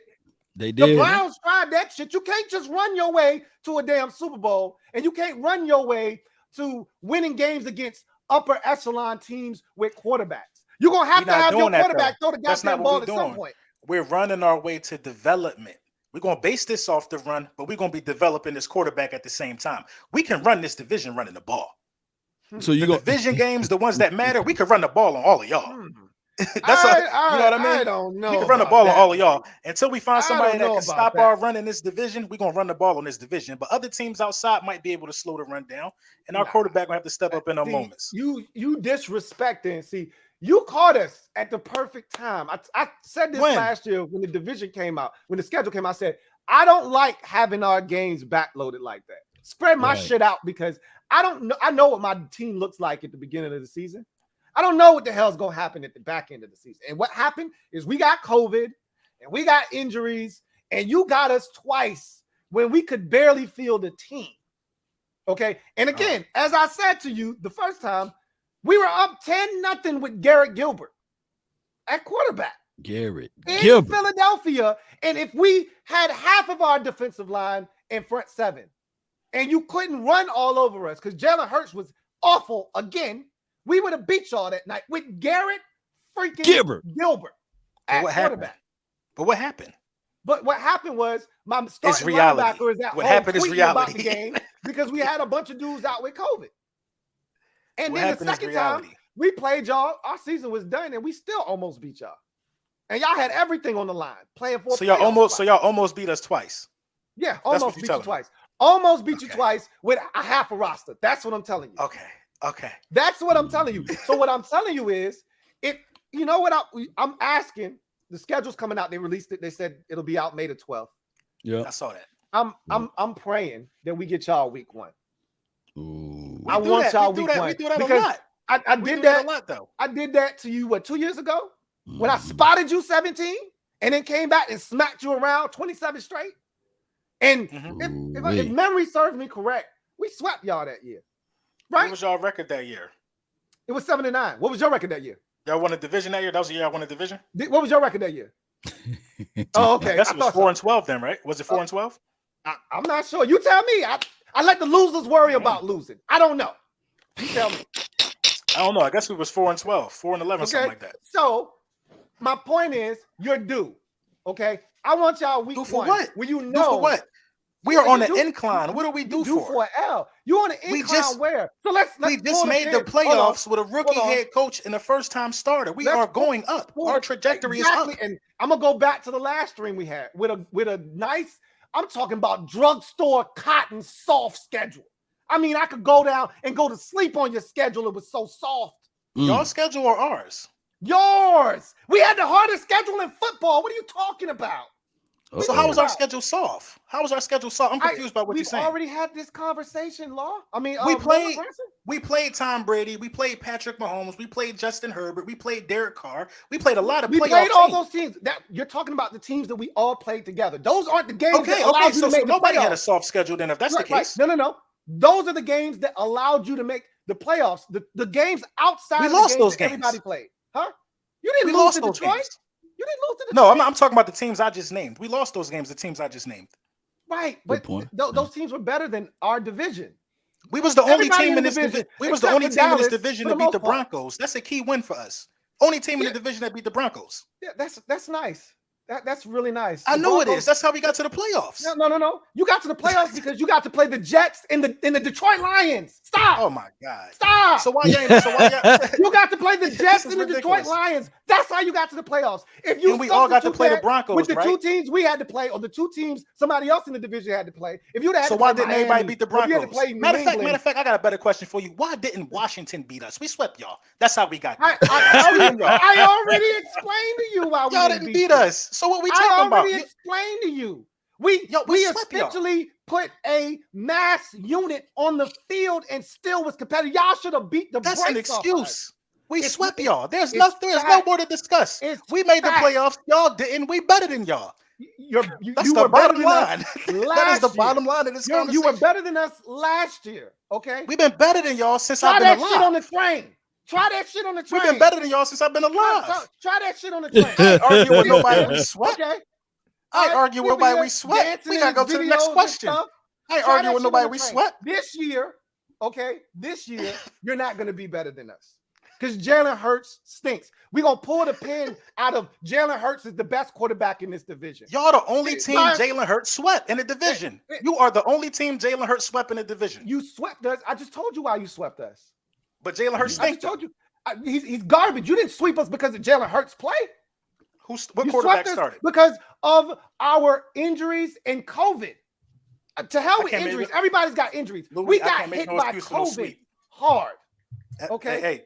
Hey, y'all. COVID didn't only exist in Washington. Take that sweep. Sir. It didn't exist in Philly when we played y'all, though. It didn't exist in Philly when we played y'all. It's a sweep, clean sweep. We ran wheels. We ran wheels on y'all. And again, like we ran I said, Boston. Like I said, no, you didn't run to Boston. The only team ran to Boston in this division was Dallas. Okay, we ran to Boston on y'all. No, you ran to Boston on y'all. On a team that was a half of a squad. Okay. So you know why the Eagles? I'll tell you why the Eagles won the division, or why the Eagles made the playoffs. That's because they didn't have to play Daniel Jones twice. Ooh, hey look. That's why. If you hadn't faced Daniel Jones, it would have been over. I'm just kidding. I can't say that. If Daniel Jones is gonna have some highlights. Oh my gosh. Oh my God. Also, to the point, Big Money said the only smoke I've been seeing is the one off our dumpster fire here in New York, man. we won't too much better, but again, after winning 4 straight and getting back to 500, I believe we were 6-6 because I was talking cold hard cash. Yes, you were. I was coming back for the division, this, that, and the third. Yes, we were you were. Yeah, we were hot. Talking cash money. I was on cold hard cash. I was slapping it down on the table. How you want it? 20s, 100s, 50s? How you want it? And then Law walked over to the table and said, "Hey, give me all of that." Yeah, give me all of that. Give me all of that. That was the game. I tell the fans all the time. It wasn't the Eagles games that pissed me off. We didn't have our squad there. It was the first Dallas game that was the one that hurt the most. Yeah, because we were still healthy, and that was without COVID. Yeah, we spotted them like a 20-point lead. Dak threw a pick 6. We hung in there, and they had the ball up 6 with like 5 minutes left, and all we needed was a stop. And we couldn't get a damn stop. We were playing relaxed, though. We started benching our players and stuff, and they said, "Oh, yeah." Oh, it was like, "Oh, y'all trying to pull a Buffalo on us?" Right. We try to bench our guys. Ball cap on, keying on the sideline like this shit over with. Okay, we almost came back and got that ass too. It was almost. It was, but like a wise woman once told me, "Almost doesn't count." It don't count. It didn't. So it's all good. We'll get y'all next year. And you're not sweeping the division next year. We sweeping. I'm already saying that we sweeping all of y'all. Okay, I'm gonna tell you right now, that shit is not happening. I mean, it's happening. That shit is not. And ain't no C19 now. No, it's gonna happen. Okay, we're gonna see about that. Jeremiah Butler, thank you for the super chat. Greatly appreciate you. Writes, bad dog face when Rager's stats were mentioned. He's I've been saying Rager is trash since he was drafted. I always like when I get one right because it don't happen very often. When I get it right, and I'm always right about the Eagles. That's what's great. I told you Hurts would suck. He sucks. I told you Rager would suck. He sucks. Hey, wait, bad dog. Go back. Say that again. You said who sucks? Rager sucks. And who else? I said that Hurts was suck. Oh, there you go. He sucks. I'm sorry. I'm not sorry. He stinks. He stinks. I don't think so. Coming from a man, he watched all of the OU games, so he. I do. Hey, this is what I got. Bench for Tua. He got bench for Tua. This is what I continue. That wasn't at Oklahoma. I know you got your little plaits in your hair. You want to show off. You got a fresh cut, all that. I ain't seen the Hurt season hat in like 3 episodes. I keep bringing it up. He said, I'm trying to decide what hat I want to wear. I ain't seen Hurt season I got in like 3 episodes of them. All right. That's all I'm saying. He could have even had it propped up in the background next to his nice little, picture of himself. I sold them all, man. His old to himself in the background. He don't even have it back there. That's all I I'm sold saying. them all. He's working. Listen, he's working on another hat. So you ain't keep one for yourself. He's That's working it. on another hat. I didn't want to say it. Bad Dog is smart. Bad Dog knows me. I'm just working on another joint. Just let me debut a new He's joint. working. Until the new joint come out. Until the new joint come out. Where the O in that? I'm telling you. Listen. He's making a new one. He's gonna have the word "off" in front of it. Hurts off season.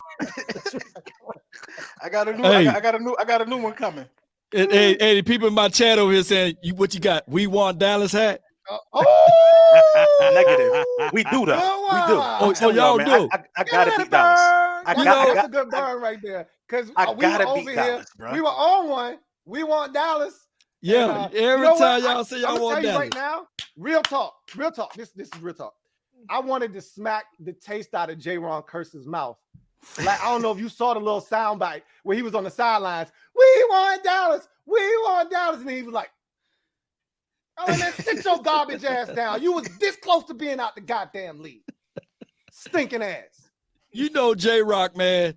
Oh, he hears this. He's going to come for y'all again, once again. Don't worry. We J-Rock, got something. J-Rock. Don't worry about it. We about to get a receiver so we can carve that shit up.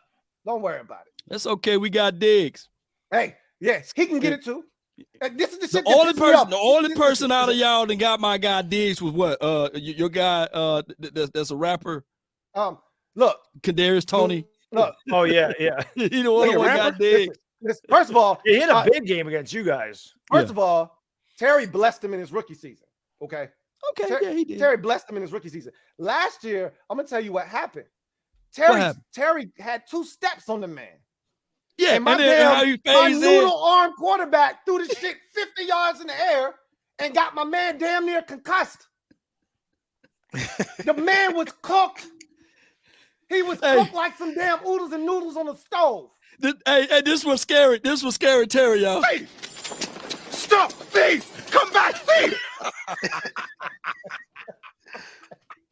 That man. What movie is that from? That man was. I'm trying to remember what movie that's from. hey, my guy Trayvon Diggs just stole all his money, and he was like, "Stop, please, come back, please."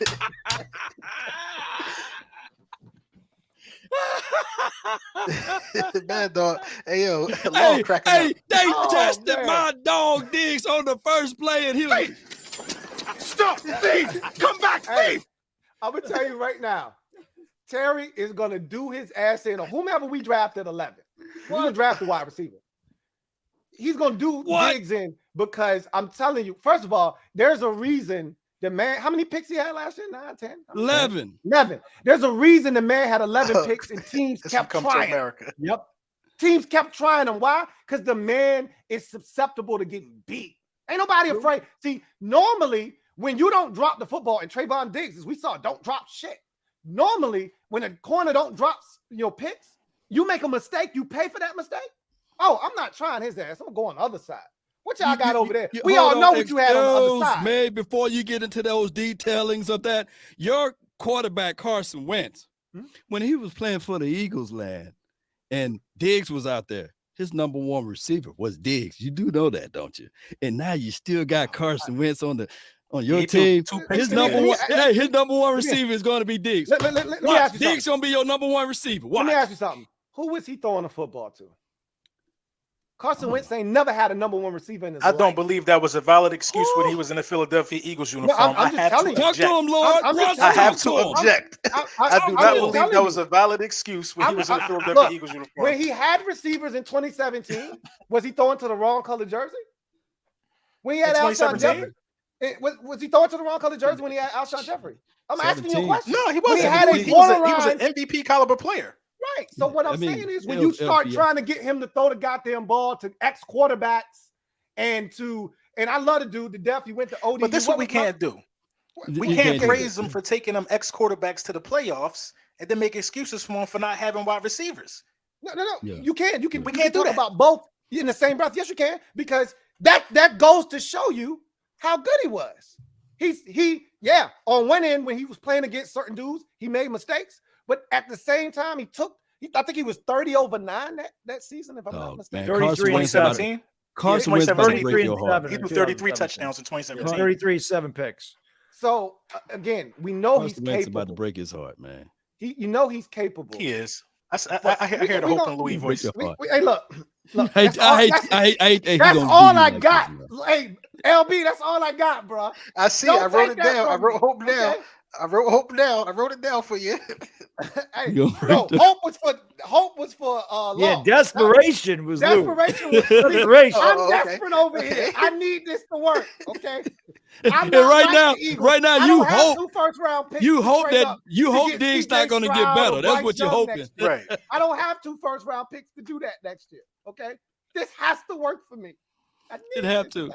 But you got to go back, man. You got to get you 2 tight end sets, and you got to run the ball. You got to go old school, bro. You got to. And I don't. Well, Washington team is kind of old. That's school. not our DNA is not our offensive coordinator. That's not in his DNA. Who your OC?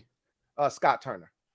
Oh yeah, that's North Turner's. Carson Wentz is a really, really good play action quarterback, man. He's just not used like that. Yeah, he's not used. Unfortunately, he gonna be in the gun 85% of the time here. So the play action don't look like, under center, turn your back to the defense, 5, 7 step drop. We'll see. I know this much. We went 7-10 having to play. And again, I know you're going to say, well, you didn't play all of these teams. Okay. Mm-hmm. We played Herbert. We played Patrick Mahomes. We played Derek Carr. We played Patrick Mahomes. We played Aaron Rodgers. We played Tom Brady.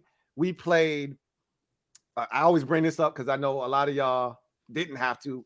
We played Cam Newton. Yeah, he stinks, but I keep reminding y'all they were on a 2-game win streak and they went to Arizona and won 34-10 when we went to Carolina to play them. It was the high point of their season.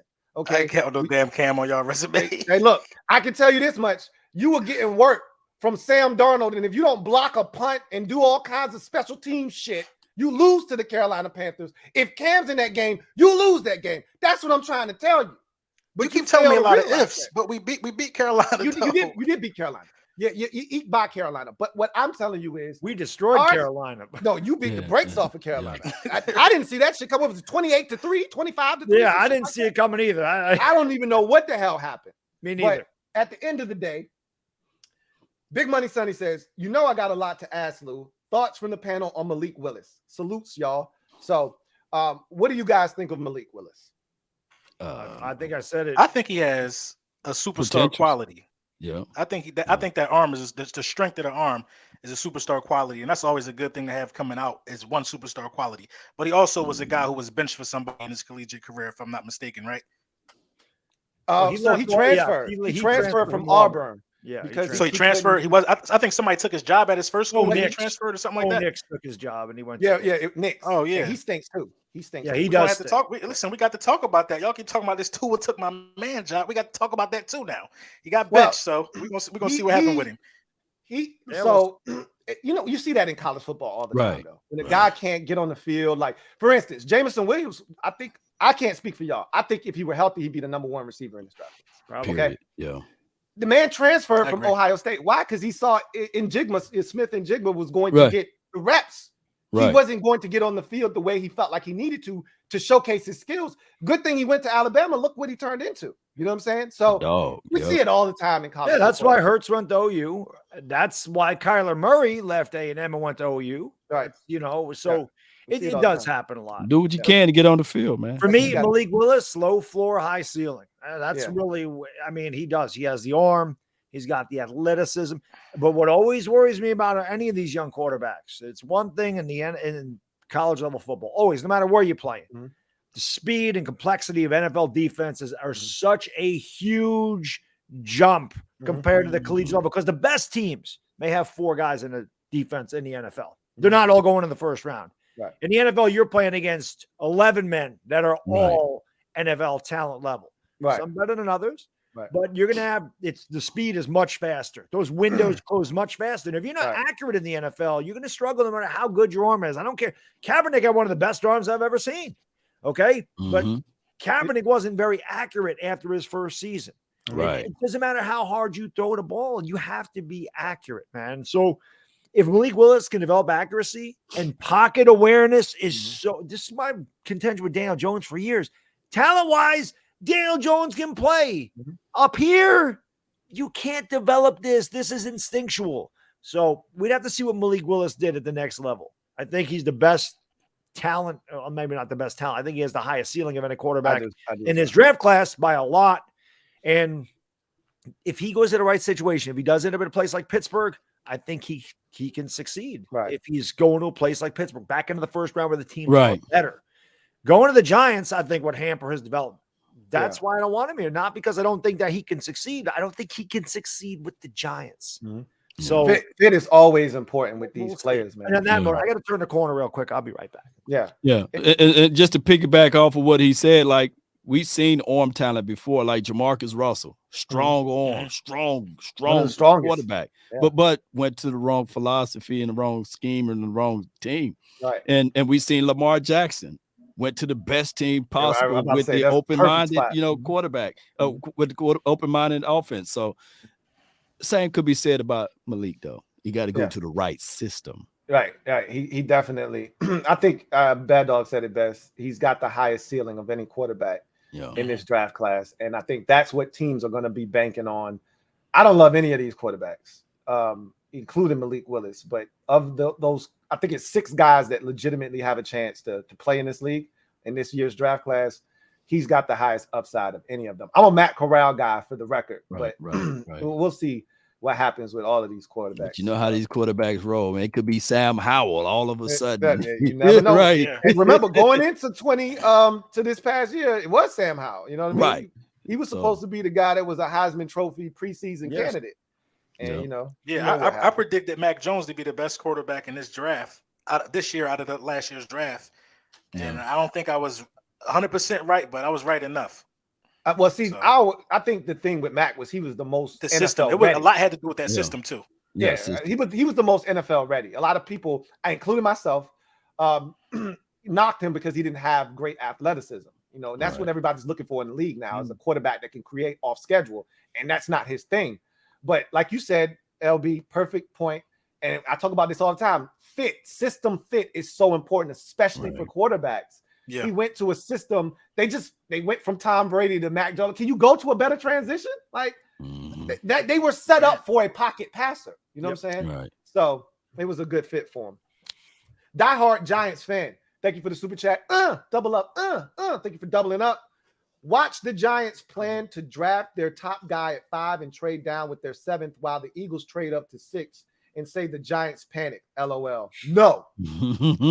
So I think in my mock draft, I had you trading the 5th pick because I think the Panthers are going to take Malik Willis. They could. And if you want Willis, you're going to have to get in front of the Panthers. I think there's a smoke screen being put out there right now that they're going to trade for Baker Mayfield. They're trying to throw everybody off the scent. Oh, no. We don't want Malik Willis. We're going to trade for Baker Mayfield. So nobody gets antsy and feels the need to trade in front of them. But their owner wants a quarterback, and he wants a rock star, and they think Malik Willis is. So does Ben McAdoo. You know what? You know what? We missed the prime opportunity, y'all. We missed the prime opportunity. Us 4, we could have did the mock draft. Well, you know what? For our teams. Put it down for next year. Yeah, we'll do it next year. Put it down for next year. For the draft. Next year, yeah. We'll knock it out next year. So McAdoo has already said that Sam Darnold was a starter. Then he realized, I'm not the head coach. Yeah, I'm not the head coach. I shouldn't have said that. Yeah, you're damn right. You shouldn't have said that. I told you he's an airhead. McAdoo don't know what the hell to say out his damn mouth. Big Money Sonny, thank you for the super chat. Greatly appreciate you. Right, Lou, questions for the panel. LB, roast pork or cheesesteak? Bad Dog, chopped cheese or bacon, egg, and cheese? Law, trash or trash? Got my popcorn ready. I'm not eating no damn roast pork. I'm eating a cheesesteak. Of course, that was a no-brainer. Yeah, that was eating a bag of pretzels for eating damn roast pork over cheesesteak. I'm eating anything with bacon in it. There's nothing better in the world than bacon. bacon all day. Yep, and Bacon Big Money Sunday. Chopped cheese. And Big Money Sunday, we took the trash out 6 times last year, you know. So we planning on doing the same thing. So there's trash on trash. We taking it out. Bam, baby. Don't try to come. Let me do it, baby. I shouldn't have gave him that amount of time to think of a burn to come back. I gave him too much time to sit on that fastball, man. Yeah. Big Money. Appreciate your love, though, Big Money. Oh, man. Trash or trash. I can't with y'all. Drew, thank you for the super chat. Greatly appreciate you. Drew writes, Dak 1-3 in the playoffs in 7 hurt season. That's a good one, Drew. That's a good one. That's a damn good one. Yes, sir, man. Drew. That's good one. That was a good one. That's a good one. It stings, man. It stings for us to lose the playoff games. Every one of them. It just like pouring alcohol in the eyeball. Last year hit different though. Oh, I liked it where it hit me last year. Oh man, look, I'm gonna be transparent with you guys. That was the best weekend I had in 5 years. Look, which one of y'all was talking about Mike McCarthy is just pure trash? Which one of y'all? That was me. That was you? That was me. And Bad Dog? All of us. I mean, for the news to come out to say that these boys were nervous before the game and he didn't do anything to step up and say, hey, get your together, you know, and to have the ideology that Debo is got the doggone boombox coming through the tunnel. They all crunk and our guys tiptoeing through the tunnel in their own house. Don't you know, I wanted to be out there and call a few plays, you know, but I digress. What was the period? You know the difference? What was the Aaron period? Rodgers. McCarthy didn't have to do that in Green Bay. I told you, exactly. He didn't have to do that. He didn't have to do nothing but just sit back and watch 12 go to work. That's right. But you know what? Damn 12, if that's the case. You know what? 12. It's been 12 years for 12 or 13 years for him. Yeah. So he need Mike McCarthy just as well as Mike McCarthy need him, if that's the case. And he threw a 18.9 QBR against those 49ers. So that's his kryptonite. That's his kryptonite. Huh? That's his kryptonite. San Francisco, his kryptonite.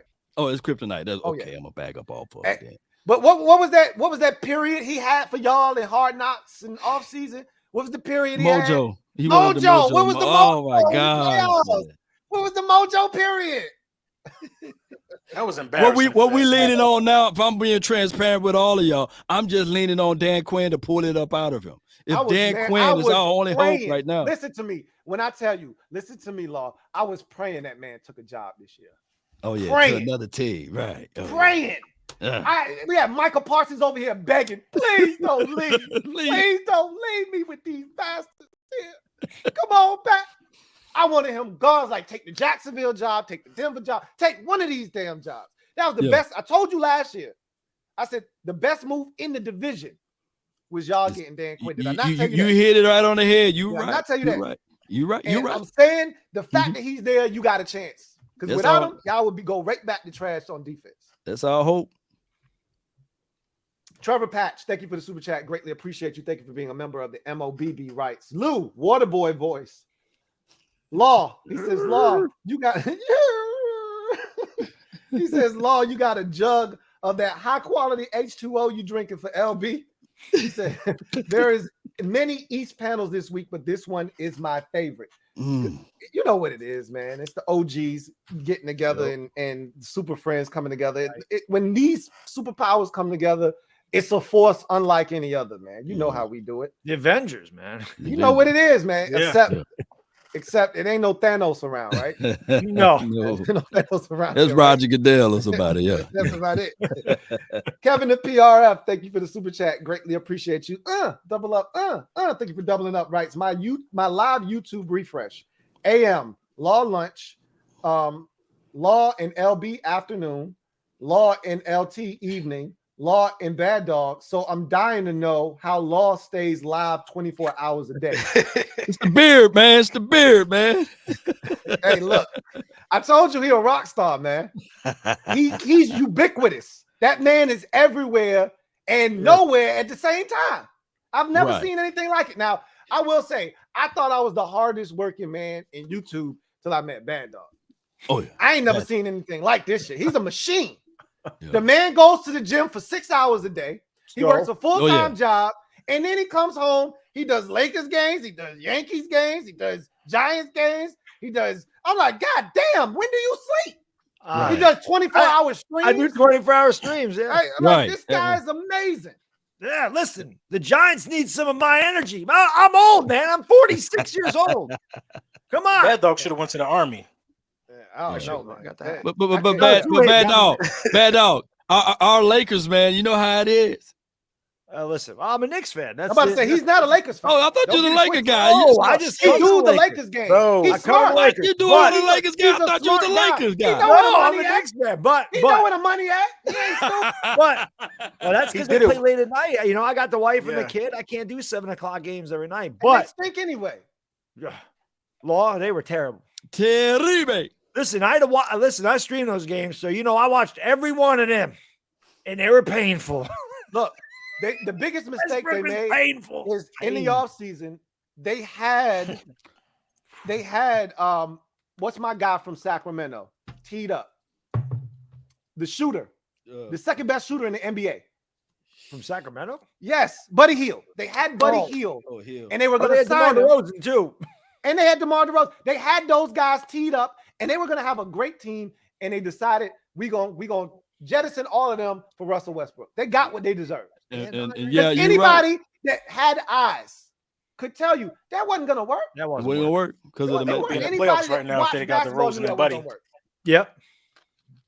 Wilfredo Elias, thank you for the super chat. Greatly appreciate you. Thank you for being a member of the MOBB who writes, I just want to see the NFC beast once in my lifetime. More so watch the Commanders be at the top. Here's to a new season, gentlemen. Cheers. Cheers. I think we all look. We all hate each other's teams with a passion. Yes. But at the same time, I've got pride for my division. I tell people this all the time. Yeah. I can talk shit because these are family members. Right. So I can talk shit about them. You don't get to talk shit about my division, though. On the outside. You're not a part of this? Yeah. That's you right. don't get to talk. So the only way you can instill that is by beating everybody else's ass. Yep. You know what I'm saying? Yeah. So that's why we got to get back to dominating teams. But, it's hard to say that because in the same breath, don't tell me you like, man, I hope Washington ass lose, or I hope the Giants ass lose. If they playing, Tennessee, you like, man, I hope Tennessee beat their ass this week. You know what I'm saying? But at the same time, you can't want the division. You can't have it both ways. You can't want the division to be 13-4, the division winner to be 13-4, but you losing to Tennessee or you losing to Indianapolis. You know what I'm saying? Right. So I know what I want. In my heart of hearts, I want this division to be good. I don't know. That's a tough one. It's kind of hard for me to wish for the success of Dallas. I agree. Come on, man. For me to root for the Y'all need root for us, man. Yeah. But at the end of the day, I would like to look back like it was when I was growing up, where it was the 80s, where the Washington would win, or the Giants would win 14 games. Washington would win 12. Like 1986, the Giants were 14-2. Washington was 12-4, and I think Dallas was like 9-7. Philadelphia was like 8-8 in 86. It was there 7-9. Like they were all really good right throughout the 80s. They were all pretty. The Eagles were coming.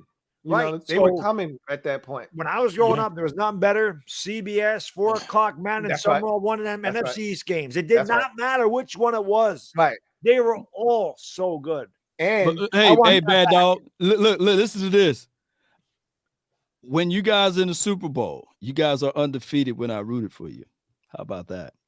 Because I couldn't stand the Patriots, and I said, "Come on, Giants!" I said, "I'll take the lesser of the evil. Come on, let's go, Giants!" And I rooted for those Eagles in that doggone Super Bowl, but McNabb wanted to throw up, and he couldn't, and I couldn't stand because I can't stand the Patriots.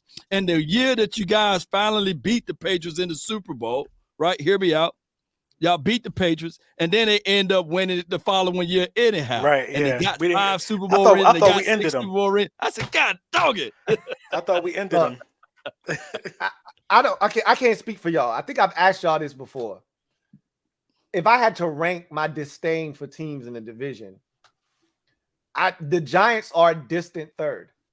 The only reason I can't stand the Giants seriously is because of the 2011 cap penalty because of John Mayer and him, bitching up and telling the league that we, were in cahoots with, the Raiders and Dallas and all the teams that ended up getting the cap penalty that year. It was John Mayer that did that shit to us. Right. So I can't stand the Giants because of that. But truth be told, I don't really have like malice in my heart for the Giants because They're feel nice the same way guys. about Washington. The only team that I rooted for every Super Bowl you've been in and I've been alive to see, I rooted for you. I rooted against Dallas, everyone, and I rooted against Philadelphia, everyone. Same here. You hit it right on the head. Like, I can't stand Dallas. And literally Philadelphia is right there. Like right neck and I can't stand either one of those teams. Or their fan bases, by the way. They're just as obnoxious. Well, you can't beat either one of us, so that makes sense. Right. That do make sense. That do make sense. Perfect sense. No. I have a Dallas problem. I don't have a Philadelphia problem. Okay. This is the thing I say about I don't have a Dallas problem. I have a the Philadelphia Eagles and the Giants. The fan bases are extremely similar. They are extremely similar, which is why we bang heads so much. When LB and I first met, all we did all the time was that was it. I couldn't stand this. We're exactly the same, and we don't budge. We're stubborn. We're loud. We love our teams. A chopped cheese is nothing but a cheesesteak on bread. You know what it is? Maybe because we don't pose a threat to the Giants all that much. Everybody poses a threat to us. And I don't think you pose a threat to us as much. Like, even though you guys, like, when Eli used to kick our ass. Yeah, Eli was special. He had his best games against us. I know. We couldn't beat Eli Manning to save our life. Except for 07. That was it. Yeah. He was terrible in 07 against you guys. But Eli was special in Dallas, though, in that new stadium. Yeah. We always have that one. We always the playoffs. First win in the new Dallas stadium. Yeah. I couldn't stand Eli. Yeah. That 33-31, baby.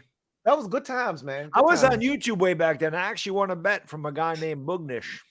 We had a DVD. What was his name? Boognish 94. When Boognish. YouTube, when the sports community first started out, 2007, 2008, 2009. This was 2009. We had a bet. He likes horror movies. I like horror movies. So we decided, listen, we're going to bet however many touchdowns the winning team scores. That's how many horror movies you got to get the other guy. So I remember winning that bet on the field goal at the end of the game, holding my breath. He sent me the next one because Flozell Adams had a cheap shot on one of our linemen. He said the next one because he cheap shot. Good old Flozell Adams. And not to mention 2011, when you guys were up 34-22 and Tony Romo overthrew Terrell Owens, which would have been a game-ending touchdown. Eli Manning in the last 5 minutes of that game, phenomenal. Spectacular. Unbelievable. Easy. Yeah. Legend. I was an Eli Manning fan. Yeah. I was too. Because I was an Eli Manning fan. I was, but not for the reasons you were. I like Eli because I knew if you got pressure on him, he was going to throw some no-look passes. I was trying to get my hands on a couple of those. He didn't mind closing his eyes. Eli was different in the playoffs, though. He was a different animal in the playoffs. That Plexico Burris, man. That dude there. Plexico. Stephen Rodan. Days are gone, man, unfortunately. Yeah. Oh, yeah. Monty Toomer, whatever that guy's. Yeah, Monty Toomer. Yeah, Victor that Cruz. dude. Oh, Steve Smith. Yeah. Eli and Odell, they was nasty the first couple years. Yeah, they were. Yeah. Go ahead and get Eli back on your team, you know. I think they tried and it didn't work. His name's Daniel Jones. They tried that.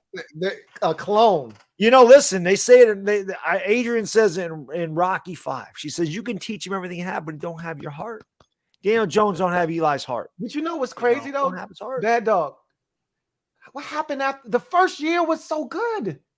It wasn't, though. Think about it. He threw 25. I bring this stat up a lot. You're going to bring up the fumbles? No, 12 games. He played 12 games. Oh, yeah, okay. All of his touchdowns came in 3 games. Okay, I got you. The Jets, the Lions, and against you guys. And 13 touchdowns. The most impressive game was the Bucs game to me. Yeah, he just came in. He just played. It was unbelievable. But they didn't have any film on him. They didn't know how to get to him. Once they figured this out, once teams get some film on you, you have to adjust to the defense, and he never has. His instincts are bad. His reaction time is bad. And again, it's just something you can't coach, which is why I've lost faith in him. I just don't think he can be coachable. It's his 4th year in the league. He hasn't progressed at all. You can't. One of my biggest pet peeves is you can't keep making the same mistakes over and over again. No doubt. You know, and he's hurt a lot. It's tough. Listen, the Giants didn't do him any favors. It's not like he's got a great team around him, but it's just, again, hurt, bad reaction, doesn't know how to slide. There's a lot of things that he does bad. maybe Dable and Kafka can figure this out. Maybe they can. Maybe they can't. We're going to find out. You know, if anybody can, it's Brian Daboll. Yeah, but we'll Brian see. Daboll. Stephen Rodan, thank you for the super chat. Greatly appreciate you. Who writes, do you guys think the NFC East would be owning the NFL right now if Jimmy Johnson, Joe Gibbs, Andy Reid, and Tom Coughlin never left? Oh my God. We kind of do own it. We're the only division in the game with everybody has a Super Bowl. That's what I call own it. Nah, but those dudes was on a different level though. Yeah. Like, those are all Hall of Famers. You have to have that level of coach in your division for a long time to have every team with a Super Bowl, even though we didn't get ours with Andy. But the answer to the question, no, because I think except for Andy Reid, the game passed those other guys by. It did. I mean, you know, well, Jimmy, we still living off the 90s high. Let me know if I'm wrong. And no, you guys right. still haven't caught up with us yet. You know, and I'm not using it as a braggish, docious type of move there, but we haven't won the Super Bowl since '95. And look at our playoff wins. You know, we still hold the most playoff wins in our division. So look, after Joe Gibbs, my favorite coach in NFL history is Jimmy Johnson. I absolutely love Jimmy Johnson and what he did. I can't stand Dallas. I can't stand his teams. They were so good.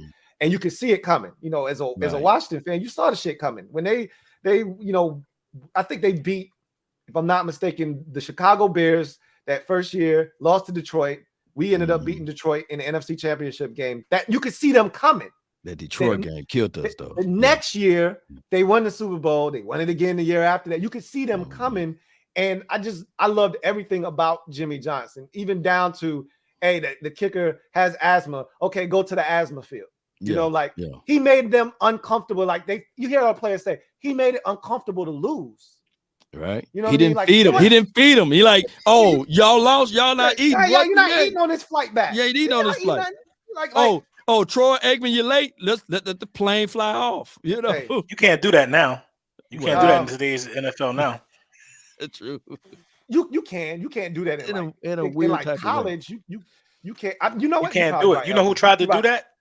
Joe Judge tried to do that. Joe Judge tried to have that different. Well, no, Joe Judge was taking his shit out on coaches. You can't emasculate coaches. They got the swinging, didn't they? You know what the hell he was doing. Right. I think you're right, LB, because you're gonna get dudes that's doing this shit like Debo Samuel. Like, hey, I want to. You got dudes that's making way too much money. Imagine you telling Tyreek Hill, who probably came to the game in his own Mercedes-Benz Sprinter, he ain't eating. You know what I mean? Some dudes ain't going for that. It ain't happening in this day and age. It's a totally. They spoiled now. Yeah, you're right. Absolutely right. But to your point, Joe Gibbs is one of my all-time favorite coaches. It's why I don't hate Washington the way I do there, because I grew up in that era with the posse and with Doug Williams and Ricky Sanders, Art Monk, Gary Clark, and Dexter Manley and Charles Mann and Darryl Green was one of my all-time favorite. The Diesel, Earl Grant. Yes. I mean, I grew up in that era. So even though Washington was like the Giants' biggest rival at the time, because they were always really good and it was always us battling for the division when I was a young guy. It was hard to not have respect for how good Washington's so underrated. From 1982 to 1991, that team went to 4 Super Bowls and won 3 of them. I mean, that team was damn good. In 83, lost to the Raiders, but they lost 2 regular season games all year, and they set the record for points. That's right. In 83. That was a really well-coached team. And even with 3 different quarterbacks. Exactly. I was just about to say. I mean, 3 different running backs, too. Yeah. So, really Timmy Smith set the NFL record in the Super Bowl for the most rushing yards. Hasn't been broken. Still hasn't been broken. Brendan McCloskey, thank you for the super chat. Greatly appreciate you. Thank you for being a member of the MLBB Rights. Don't let this distract you from the fact that the Giants haven't won the division since 2012. LOL. Yeah, no distraction here. I know that all too well. And they didn't win it in 2012. We did. We won in 2011. 11. So it's that's when you won the Super Bowl, right? Yes. Yeah. Listen, when we win the division title, we cash in on it. That's all I know. Okay. That's all that matters, right? That's how I feel. We cash in when we win this. I can't cash in on a damn thing because you gotta win 11, 12 games to cash in on some shit. All right. I don't know what that's like. I'm trying to get there. I think we're on to something. We'll see. I got hope. No, you was desperate. I was desperate. I'm desperate. We got hope over here. But our desperation led us to the doorstep of Carson Wentz, which gives us hope. True. And I'm gonna tell you, man. I'm gonna tell you what Carson's gonna let you down, fam. I'm just gonna let you know. We gonna see, man. Oh, okay, all right. We gonna see, man. Better draft you a tight end, Isaiah Likely, maybe Jelani Woods. What tight end you guys? Well, like? we still have Logan Thomas, but Carson is going to. You got to go with 2 tight end sets. You got to get up with 2 tight end sets, fam. We need a TE too because our tight end went to the Giants. Our second tight end went to the Giants. Yeah. Jake Kirk Carson 20. Think Terry open. He throwing that bitch. Carson won't throw a lot of picks this year. He gonna be. Y'all better go draft Carson Strong. Y'all keep thinking that Carson ain't gonna have some dogs out there. We about to draft us one of these Ohio State boys, man. Oh, Chris Olave. That's who you about to go get Chris Olave. That's what's gonna be the pick. You know, I thought he was gonna say Carson Palmer. Who's the better wideout right now? Who you like better, Chris Olave or Garrett? Garrett Wilson has a higher upside. Mm-hmm. He's got run after the catch ability to make you miss. To me, he's got a game that's similar to Antonio Brown, excuse me. Garrett. Whereas Chris Olave, he's polished, he's smooth. He is polished, yeah. The best route runner in the draft. I think that's what I said. I like to say that people like Chris Olave, they come in clear packaging, right? You can see inside, you know what you're getting. So there's no floor and ceiling, one and the same, right? Pro Bowl, he might not be an all-pro, but he's a Pro Bowl type player. You know what I mean? Whereas Garrett Wilson has a chance to be an all-pro type of player. He's got that kind of ability. But this is the thing. I'm not looking for, if Wilson's there, I'm open to taking him. But we got a number one. I'm not thirsty for a one. I just need a compliment to my one. So you're gonna pay your one? Oh yeah, he ain't going nowhere. That man is he show up in practice arguably and all the that? face of our franchise. Okay. If you go on the Washington Commanders website, you're gonna see 3 guys, now 4 because they added Wentz in there. But you're gonna see Chase Young. You're gonna don't laugh, okay? When you ain't had a quarterback for as long as we have, you're gonna roll the quarterback out there, okay? You're gonna see Chase Young, you're gonna see Jonathan Allen, you're gonna see Terry McLaurin. Those are the 3 guys, okay? And we view Jonathan Allen as one of the pillars of our organization from a leadership standpoint, from a play on the field standpoint, and they view Terry as the offensive version of Jonathan Allen. What was that conversation like? You know, what was the mental mindset of Chase knowing that he was on the trading blocks?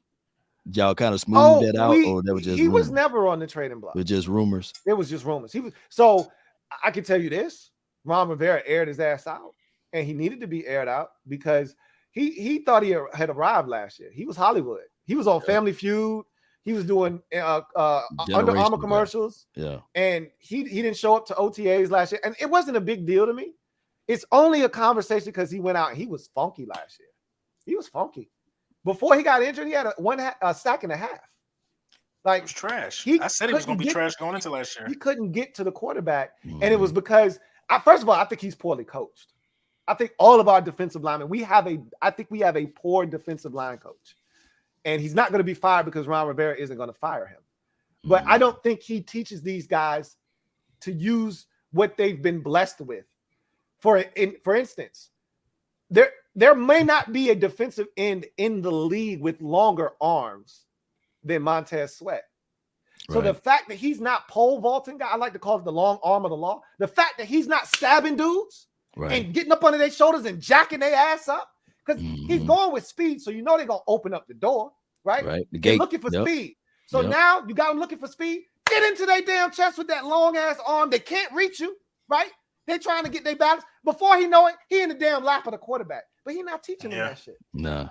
You control all that momentum if you got long arms. If you got long arms, especially what you got in the interior. That's why with Jonathan Allen are taught to punch you, to get off first, to control the action. When you got long arms, you can control the action. Get to the chest. Teaching them that. You know what he had the audacity to say? Well, I show them film of Ryan Kerrigan all the time. Why the hell would you be showing them short arms? Ryan Kerrigan? Are you motor guy with short arms? Yeah, his arms wasn't even long. All he does is bull rush and Kerrigan rip. Is definitely that type of guy. Yeah, that's all they were doing last year was bull rush and rip. No spin, no crossover, nothing. They poorly coached, man. But anyway, J. Kirk 20. Who's the best wide receiver in the NFC East to y'all? For me, it's Scary Terry. Oh yeah, it drops for us now. Significantly. Significant. It's a wait and see though. I'm not finna bang the table and say my dog CeeDee Lamb is going to be the best wide receiver. It's just that Dak Prescott threw 10 interceptions. 6 of the 10 came from when he was trying to target CeeDee Lamb. So now we do know that CeeDee Lamb didn't have the number 1 DB on him, right? It was normally the 2 DB or the 3rd or what have you. So, and they didn't roll coverage his way, and it was supposed to be feast for him. So now it's a situation that it's a wait and see. That's why we probably need to look into this draft, Cowboy Nation, and draft a wide receiver that can release some of that pressure. And that's the reality of it. I don't know what James Washington going to do. He was the 4th receiver in Steelers country, right? I think it's still McLaurin. I don't think there's a debate. I don't think it's a contest. No. Yeah, I don't think it's. Smith is not no scrub though. A lot of people in my chat said that Terry isn't better than my dog. He's not that much better than CeeDee either. From what I see so far, CeeDee Lamb is a dog. I loved him coming out of Oklahoma. Terry's not that much better than CeeDee. It's a wait and see. I can't put him up there yet. This is the thing. This is the thing. You just explained why Terry's better. No. Terry's getting everybody's number 1, and they rolling coverage to Terry, and he still got 2,000-yard seasons with 4 different quarterbacks each of the last 2 seasons. And had he not gotten a concussion at the back end of his rookie season to miss the last 2 games when he had 940 some odd yards, he would have had 3 straight 1,000-yard seasons to start his career. So that in itself tells you all you need to know. The man doesn't have any help. I mean, he's getting bracket coverage, and he's still coming up with 1,000 yards. Yeah, that's good. It's Terry for me right now. But again, CeeDee Lamb has the upside to take over that mantle, but it's Terry right now. Oh, listen, you guys know how I feel about CeeDee Lamb. I know. I'm a Sooner fan, man. I knew how good he'd be. I've been saying the whole time since we started this, that man's going to be a star. Yeah. But I can't say he's better than McLaurin yet. Yeah. Not yet. King of the North, thank you for the super chat. Greatly appreciate you. Thank you for being a member of the MOBB who writes, let's take a second to remember how stupid the custom heated benches beef was last year. Dan Snyder is so petty. LOL. That shit pissed me off to no end because I said, look, Dallas, you got to get them. That was swag what they did. You got to get them they props because not on. I said this when it happened. I said the shit that pissed me off the most because I was talking cold hard cash. Y'all know I was talking shit. So I said the shit that pissed me off the most about it was they brought their furniture to our house. They knocked on the door. We looked through the peephole. And before we could even say who is it, y'all kicked the door open, broke our nose, came in and said, y'all can put the furniture right here, right in the living room. Put your feet up on the coffee table. You ain't take your shoes off. You had dirt and mud and shit. You tracked it all through the house. Put your feet up on the coffee table with your own furniture in our house. This shit was embarrassing. And then you're going to have the audacity 2 weeks later to say, hey, we gonna return the favor and bring the furniture. So all they did was put a 35 spot on your damn head in the first half. Stupid shit. FBI, open up! That's right. Open up. Hey, Louie, did y'all bring your furniture to Philly? Nah, y'all probably would have stole the shit.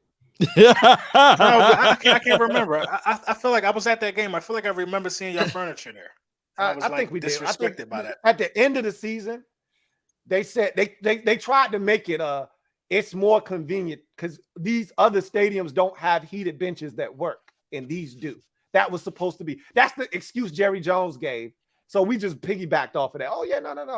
The heated benches on the road don't work. So we're going to bring our own heated benches so our guys are comfortable. You think that was petty? You think that's more petty? You think that's more petty than giving your season ticket holders a medium soda? Man, that shit was so funny. We were laughing about that for ages last season about the damn medium Pepsi. Yeah. They was giving out. One of the greatest tweets I've ever had in my life. Probably the greatest tweet I ever had was when I said Jacksonville fans say our offense stinks. Giants fans hold my medium soda. That's probably the greatest tweet I've ever had in my life. Oh, my medium soda. Hold my medium soda. Oh, that was last year was the worst freaking season I've had. Is a large soda? Medium. Give him a large. Not even a large. They gave y'all a medium. That's crazy. And this is the coup de grace for this with whole a lot thing. of ice. It wasn't for Hold the ice. each ticket holder. It was the one on the account. So if you had an account with 4 tickets, those 4 people had to share one medium 4 soda. straws. No way. I swear to God. One That's soda. what it was. That's what was happening in Giants land last year. Man. That was hilarious. Now you know I came here with a bag in my head. And I think Right. this happened after the bag in my head. Oh my gosh. That's terrible. Oh, that was brutal. Jay Versick, thank you for the super chat. Greatly appreciate you. Who writes, That's come up with a better name than DC4L. I think that's someone in the chat. I think it's somebody's name in the chat. That's one of my dogs right there. One of my mods, man. When I see one of my mods over there, I love it. He's telling you to come up with a better name, Louie. He's telling the commodes. He telling you to come up with a better name. Huh? Oh, you telling me? That's my mod. That's one of my dogs. Let me give him one of one of my dogs over there. See, this is what happens. My dog got teeth over here, man. I need for your fan to put a hashtag or some kind of separation. You know, it's you know how it is with y'all Dallas fans. Y'all, the grammar isn't always the best. Set things up, you know. So it just all ran together. You know, I didn't even know what the DC4. I thought that was a part of the sentence. I didn't know that was supposed to be separate. Okay. Good try, Jay Versick. Try again. That's my dog, though. That's my dog. It's my dog. That's my dog. Colton Wheeler, thank you for the super chat. Greatly appreciate you. Thank you for being a member of the MOBB, who writes, I mean, you know our division isn't stellar when Wentz makes analysts start picking the 7, 10, and 10 team to win the division. I've said this already. Yeah, look, man. First of all, last year, people would think you had talking heads talking about, and I told you, if Ryan Fitzpatrick starts the game for you, you're not allowed to make the playoffs. That's in the NFL bylaws. It's actually in the rule book. So you had dummies out there talking about we were going to be competing with the Rams and teams like that for the NFC crown. And I'm like, what are y'all talking about? It's Ryan Fitzpatrick. It's a little different with what you said y'all was doing last year. I think I had us at 10 wins. I had us at 10. And we look, with better quarterback play, I kid you not, we could have won 10 games. For as crazy as our schedule was, we had Mahomes on the ropes. Remember, he was struggling last year at that. Yeah, we had him on the ropes too. Had his ass on the ropes. Eagles had his ass on the ropes. They were in the shootout with the Eagles, and the Eagles fell off the whole game and still lost. Yeah, exactly. Y'all were in that game. It was a close game. Y'all just couldn't keep up. Y'all couldn't stop them. That was the problem. Yeah. We held them to 19, but and y'all couldn't score no points. We couldn't score. Score. So everybody had Mahomes and company on the ropes. We had their ass on the rope. We was up at halftime. And we had picked them off twice in the first half. I remember. We had Jameis Winston and company on. We should have beat them. Yeah. Like we were dominant. We picked Jameis Winston off twice in the first quarter. Oh, y'all lost to the Saints too? We lost, dude. Our offense was terrible. Saints D was good though. Our offense was terrible. So your offense was terrible. Hold my medium soda. I mean, there were Louie, we had minus 10 passing yards against Chicago for the whole game. Minus 10. Yeah, wrap your brain around that. And minus 10. And you still need minus 33 to catch up to Justin Fields and the Bears when they played the Browns last year. But I mean, look, man, it was rough out on them streets, man. There were games there to be won that if we had better quarterback play, we would have won. So I can see us winning 10 games with Carson. And the schedule's a lot. I mean, I hate to play the schedule game. You guys know that, but it's not. We're not playing Josh Allen. We're not playing Patrick Mahomes. We're not playing Justin Herbert. We're not playing Tom Brady. It's going to be so much easier. The schedule is for us. I can't speak for any of you out there, but I don't know. This is the problem with our division, and this is what I said: the fact that our division doesn't have any quarterbacks. That's the problem in this division. Dak is the one quarterback in this division that gives this division any credence. Yep. And then that's the problem. That's why it's no consistency here. Because in order to be consistent in this league, you got to have one of those dudes at quarterback. if any of our teams, the 3 teams in here, had a Derek Carr type of quarterback, you know how much better these teams would be in this division just with a Derek Carr. And Derek Carr is Derek Carr is borderline top 10. He's a second-tier quarterback. So the first tier are the elite dudes, and then that next tier was where Stafford was until he just won the Super Bowl. It was Stafford, it was Matt Ryan, it was Derek Carr, it was that second tier, that next tier down. Dak Prescott's in that tier. Dak Prescott's in that group, exactly. Okay, where's Kyler Murray? He's in that group. Where are you putting Russ? Where you putting Russ at though? Well, is this a Super Bowl or bust for him? Because everybody's saying that Russ is that difference maker, right? So the question is, I still think Russ is that guy. I still think he's that. I really think so. And a lot of people were down on him because he wasn't playing well. And if you actually look at the trajectory of their season, he actually was playing a lot better at the end. They won some games at the end of that season because he had the broken finger and he came back probably sooner than he should have. But they got better as the season went on. I think he's still going to play at a high level, and they got a legitimate chance out there. Look, I said this on my podcast. The division's tough though, man. It is, but the Raiders made big moves. The Chiefs, the Chargers. That division. Iron sharpens iron. Our division to be. Iron sharpens iron. You know what I'm saying? And this is whoever comes out of that division is going to be better because of it. Because you going through murderer's row just to get to the playoffs. I think Justin Herbert gonna surprise everybody. He's a dog. Wild card. I don't think there's any surprise in it anymore. Too. He's it. He's legit. Right, especially what they did on the defensive side. But the last 2 Super Bowl winners were quarterbacks that changed teams. Yep. That just needed that missing piece. Yeah. I think Russell Wilson is that guy. If that happened, man, I might have to, we could probably put some. Did they do anything for the wide receiver position over there in Denver? They were already stacked. They were already loaded. They were already loaded. They got the kid from Penn State. What's his name? KJ Hamler. They got Jerry Jeudy. They got Cortland Sutton. And SMU. Ask Dallas. Ask Dallas about Tim Patrick. Okay. Tim Patrick's a stud. I wanted him. He's a Diggs killer. He's a Diggs killer. And there are other guys around the league. Terry may not be that right now, but there are other guys that are Diggs killers around. But as bad as you may look at that, Diggs only gave up 3 touchdowns for the full season, so that's not bad.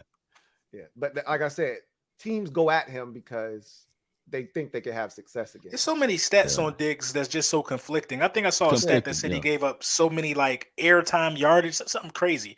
He was just getting burnt toast all over the field. That's why it's like Louie mentioned. That's why it's the interceptions. They keep testing. If you're a lockdown corner, ain't gonna throw your way. They're not gonna throw your way. Right. that KZ on that pick that we supposed to got, but it didn't happen, and Bourne made us look foolish against the Patriots. It was KZ's fault, Yeah. But a lot of safety issues with Cowboys. I think if we go into this draft and find a nice little safety that we can put in, it'll help us out. But right now, we depended on Malik Hooker to step up. Well, Landon Collins might be out there. Nah, Mike, he is out there. He is. But if we had Landon, we would probably play him like we play J-Ron Curse, close to the LOS. That's where he's best. Yeah. Kevin, the PRF. Anyway. Thank you for the super chat. Greatly appreciate you, Rice. What's the panel's dream home opener this fall? I'm hoping for Wentz to play a Sunday night home opener in Lincoln Financial. Ooh. We gotta play the Rams. I want Dallas week 1. I want the hype. Because I know I gotta buy that hat now. I gotta buy that hat. I'm gonna buy a hat to say we want Dallas, and I'm gonna send it to all of y'all, man. That's what I want, because we could beat Washington and New York. I don't beat Dallas. That's the last hurdle for us. I don't to win this division. I don't have I want Philadelphia because we swept you. I want to get them out the way and just knock them off. You might get them out the way, put them in the rearview mirror. I want Dallas in the middle of the season. Okay. I want y'all in the middle of the season when we get shit revving up. I don't want y'all all the way. Like what I don't want is week 2 and then week 17. Like we did with the Giants. I don't want that shit. Okay. Give me a week 1 NFC East opponent. Let me see that same team in week 9, week 10, week 8, week 9, week 10. Let me get somebody in week 4. Let me see them again in week 11. Let me get somebody in week, and if that last team we play them twice in a 4-week span, whatever. But don't backload my shit like you did last year. And don't give me one team early in the season and then I don't see them until the very end. I just thought about you. He had the diet soda thing or the medium soda thing. And then I just remember when you said we played you last game of the season, we ran back-to-back quarterback sneaks from our own 2 on 2nd and 11 and 3rd and 9. Right. And you know what's funny? Jake Fromm threw a pick 6, and I go, that's the first passing touchdown we've had in a month. And that was to the wrong team. Hey, look. My dream opener is a bye. Is that how bad the Giants are? I hope we have a bye. Hey, you know what's crazy? Is Bad Dog was over there sitting thinking. That whole time he was over there like, wait a minute. Did we run 2 quarterback sneaks? Listen, I broke out the toilet paper. I when I was live streaming that game with Chris, I broke out a toilet paper roll. I said, this is our playbook. I mean, really, what I was cueing clown music. I didn't even know what to do. I've never seen anything like that in my life. You were down 3-0. We were in the game. Yeah, it's embarrassing. That got him fired. Reminded me of when we had Jim Zorn as our coach. That was awful. Yeah. Look, when you got a coach like that, there's no hope. No, I was so high on Joe Judge too that year. Listen. He sold me. I told y'all. I said, man, he must have learned from osmosis from Saban and from Belichick. And he came in talking a good game, and he got me. He had Louie hook, line, and sinker. Line, and sinker, man. Louie said, "Joe Judge just make me want to run through a wall." Yeah, I did the same thing. He got something about him. Yeah, he said just something about him. Something about him. I couldn't have been. And Jason Garrett. But honestly, my dream is just the easiest team we have on our schedule. I want to win. I want to win an opener. We won once. Opening game once since 2009. That was 2016 in Dallas. We won 1 week. Week 1, we have 1 win since 2009. Didn't you tell me? I think you were the one that said this, and it was mind-boggling. As mind-boggling as the 1991-92 back-to-back playoff years for us. Didn't you say you haven't been over 500 in 5 years? In 5 years, we have not been over 500 at any time since the beginning of 2017. That is amazing. That is 5 straight years of under 500. That is amazing. You've never even been 1-1. 1-0. No, we've been 500, LB, not over 500. We were 2-2. 1-0 is all it takes. Yeah, we were 2-2 in 2019, but we have not been over 500. Wow. So, but you know what? It makes sense because every year you look up your 0-5, your 1-6. Something like that. You dig yourself into the hole. It's been bad. Wow. Now you know I work so hard. I'm working up all that frustration. Team in the league. They're the worst team in the league, man. You can't. Oh God, you listen. I can't even argue that.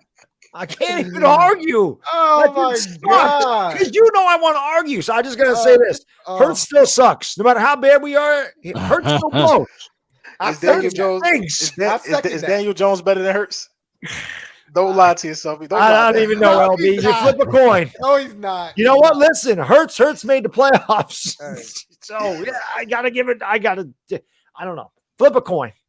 Oh hell. Here we go. Flip a coin. Here we go. The fact you have to compare him to Daniel Jones, LB, tells me all I need to know about your real thoughts about Jalen Hurts.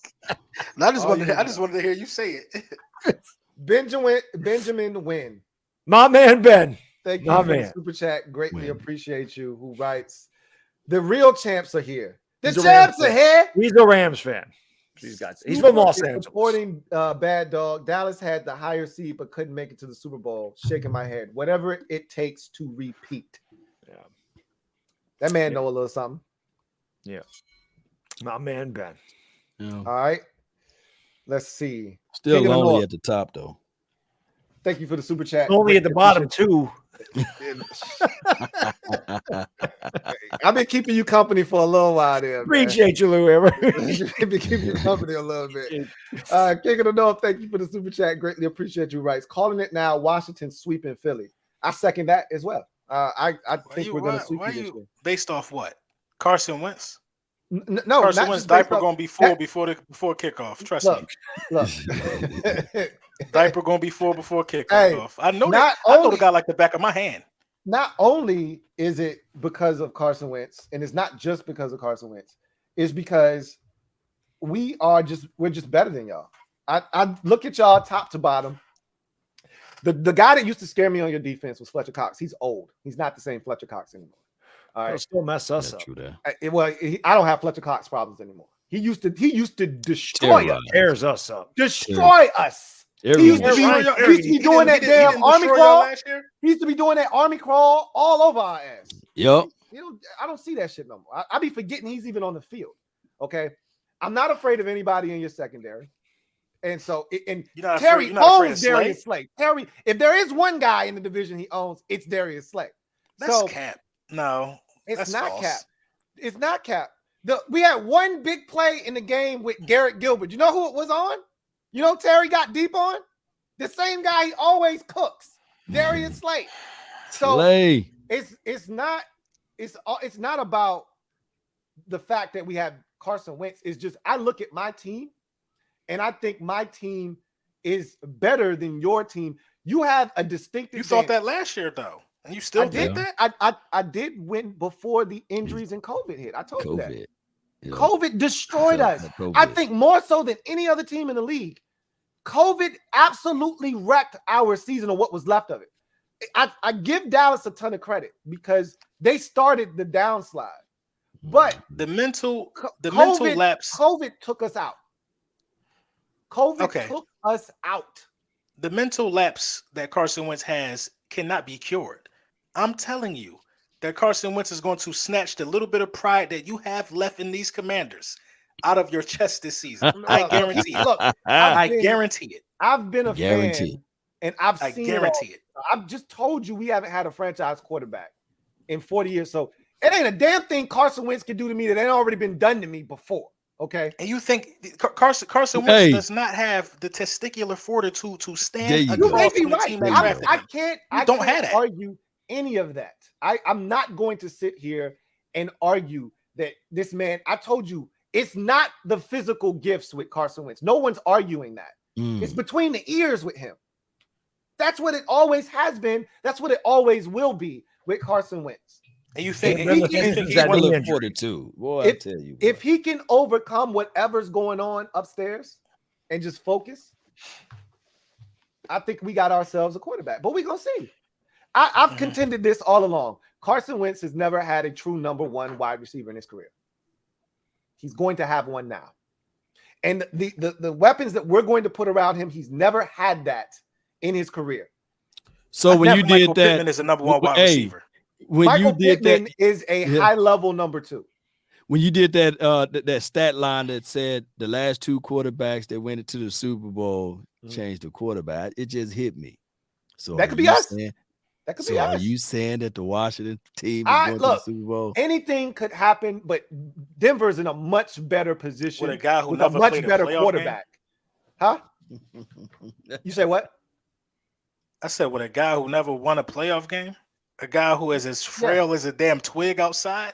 We're gonna look in half. Hey, I can't wait to play Carson Wentz. Narratives can change. People can change. Boy, they putting wheelchair Wentz in the chat over here. Hey, look, man. Y'all can say what y'all want about this man, but I tell you, instantly he comes into the division. Instantly, he's the second best quarterback. I wholeheartedly disagree because Jalen Hurts beats Trevor Lawrence for the division.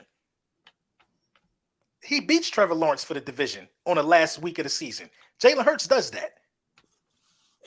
Trevor Lawrence? Yeah, ain't that who Carson Wentz lost to the Jaguars with the playoff berth on the line? See, this is what happens when you don't know about family business. That's not our family business, so you got to keep your nose out of other people's family business. The Colts haven't beat Jacksonville in Jacksonville since 2018. They don't win in Jacksonville. They don't win in Jacksonville. Carson Wentz is not supposed to lose. They had Phillip Rivers last year. You know, Jacksonville won one game last year in 2020. And they beat the Colts, I'm guessing. Indianapolis with Phillip Rivers. It's not just Carson Wentz. The whole team was bad, by the way. Okay. It wasn't just Carson Wentz. Carson wasn't good. The whole team was bad against Jacksonville in week 18. It's inexplicable. It's inexcusable. What I'm telling you, I'm sorry. But look, that's family business. You know how it goes. Certain family members just know how to play certain family members. I agree. In certain establishments. They don't know how to beat Jacksonville in Jacksonville. For whatever reason, I can't explain the shit. The stadium's half full. There's nobody there. They don't know how to beat Jacksonville in Jacksonville. And keep in mind, that's the same Jacksonville team that held Buffalo to 6 points. And any week, but Jacksonville can jump up and bite your ass. Boom, scare you, turn you white. They got. I can't excuse losing to a first-time head coach. I can't do it. And I'm gonna tell you like this: the man got COVID. Who? The man got COVID, and when he came back, he wasn't the same quarterback. Cam Newton told me the same thing. Louie, you done blame COVID on 10 losses tonight. Listen. Who got COVID now?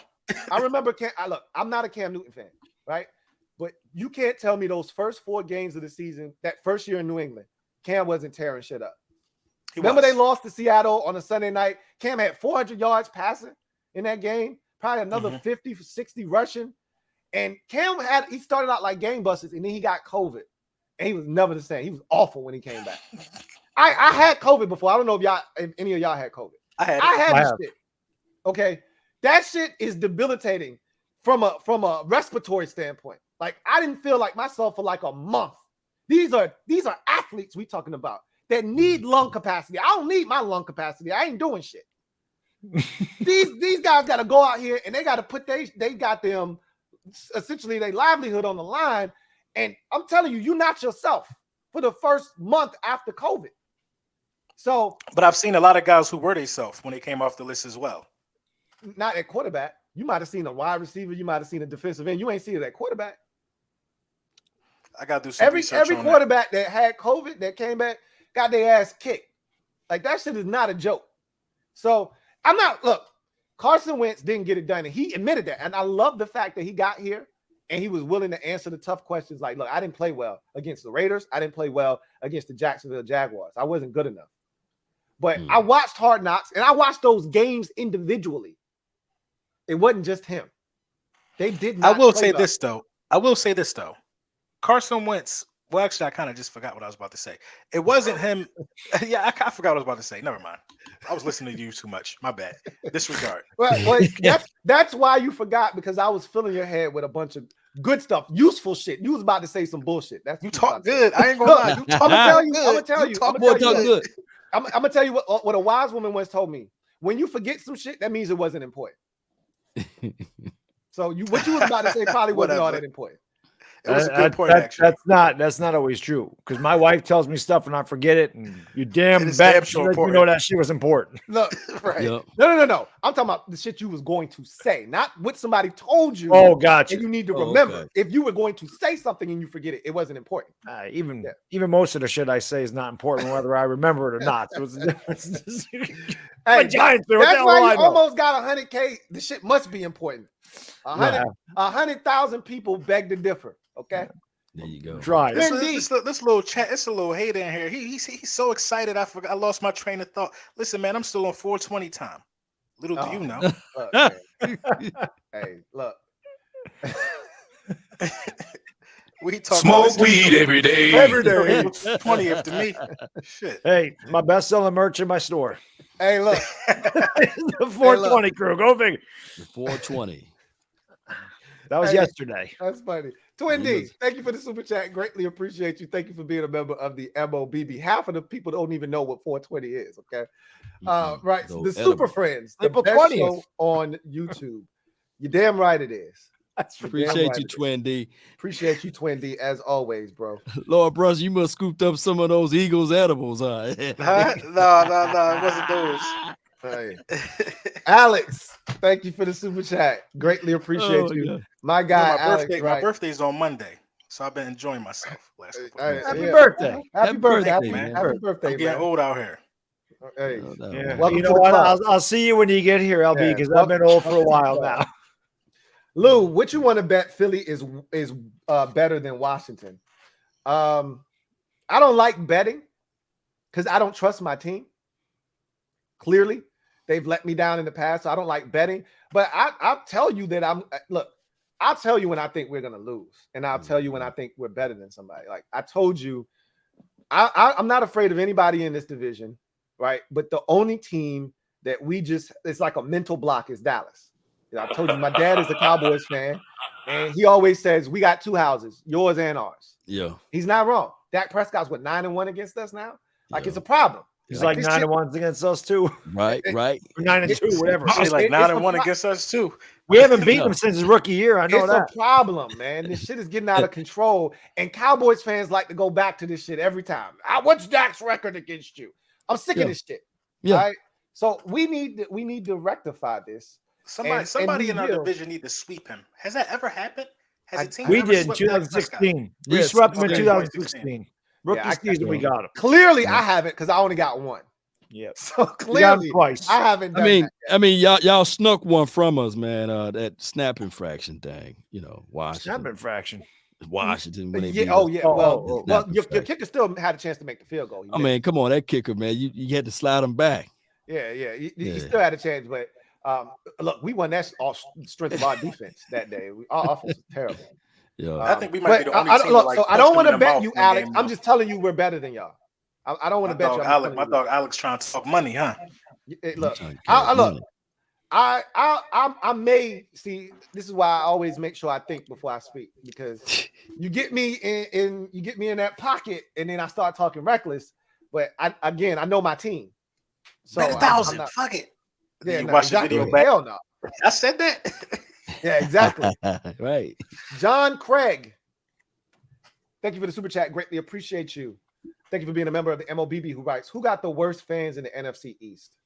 The Eagles. That's not close. Give it to us. Give it to us. It's the Eagles. We'll take it. Eagles, man. We'll take it because y'all all wrong. We actually got some of the greatest fans in the National Football League. You do, but you got the worst too. You are fat. You are spot on. That is 110% facts. Some of my favorite non-Washington fans are Eagles fans. Right here, like this guy right above me. Yeah, I love some of you guys, but you are outnumbered 100-1 for every one of those. One that I love, 1,000-1. It's 1,000 of y'all bastards that I'm like, man, if you every year the hell out of my goddamn stream talking that bullshit. Every year I take somebody from out of town into what they think is treacherous territory, and they end up having a time of their lives. We don't do medium cokes in Philly. We don't do we treat you right. We treat you right now. We don't do medium beverages now. We do it big. Hey, go ahead. John Perez. Chat. Greatly appreciate you. My guy JP writes, salute to the Super Friends, especially Laker Dog. Maybe that hat. That hat tight. Says, I've had that for 4 years. There's a story behind that. I'd tell that another time. Laker Dog. Real quick. When I started streaming basketball, I used to do it early in the day. I'm like, I can't do this anymore. It's taking time away from my family. It's taking time for things I want to do. I'm just going to stream late games. The Lakers happen to be on national television a lot. It was the first year LeBron got there. So I'd stream them. They just happened to be on national television. Somebody said Laker Dog because it just happened to me. I was doing Laker games. I said, you know what? Buy an NBA League Pass. I'm covering the Lakers. And that's the story. Laker Dog. Yeah. That's the story. That's how I ended up. That's how I ended up doing it. The 2018, 2019 season, I started streaming the Lakers, and that just stuck. Me and Bad Dog was rivals. I was talking mess too. I was like, he's streaming what? Lakers? I said Bad Dog will stream chicken fighting contests if it's on TV. I want to. That dude over there. Hey, I wouldn't put it past him. I watched them. At one point, there was this like tag contest where they jumping through shit. Mm-hmm. And you got to try to tag. I'm like, Bad Dog, you commentate that shit. But this the thing, though. He'll make you interested. Yeah, he'll make you interested. That's what makes him good at what he do. Yeah, he's the best. He's JP says, salute to the Super Friends, especially Laker Dog for Brunson. He says, would you rather draft Jermaine Johnson to succeed Graham or Jordan Davis to succeed Cox? So that's for you. That's a good question. That's one of the best questions I've been asked about the draft in the last week. I'm looking more for a successor for for Fletcher Cox. How about this? Let me add another one. Give me Jordan Davis, man. Let me add another one, LB. How about Linderbaum for Kelsey? I wouldn't. Last year, I wouldn't do it because Linderbaum ain't going to start a single game, or he's not going to get a snap. Kelsey is super dependable. You never know if Kelsey coming back to succeed him though. To succeed him. Succeed, I say. But he's a first round. But I get where LB's coming from because even he'll be sitting the whole year. Play. You know what I mean? Even Jordan Davis is going to play, even if they're not starting. That's what I'm saying. By week 7 or 8, those dudes might be taking starter reps. Right. If you want your first round pick to play the entire season, if everybody stays healthy. And let's be real. Jermaine is still developing. You know, I think that he's still going to be good, but he's still developing, though. I don't want Linda Bomber. Yeah, you're right. Jordan Davis would be a better. Yeah, Jordan Davis makes more sense, but I wouldn't personally take Jordan Davis. The guy for me is Devontae Wyatt because you can move him outside and inside. It's kind of like he's a dog, but you know he got that off the field stuff. So. Okay. If you don't care, I don't care. Just I don't. You know.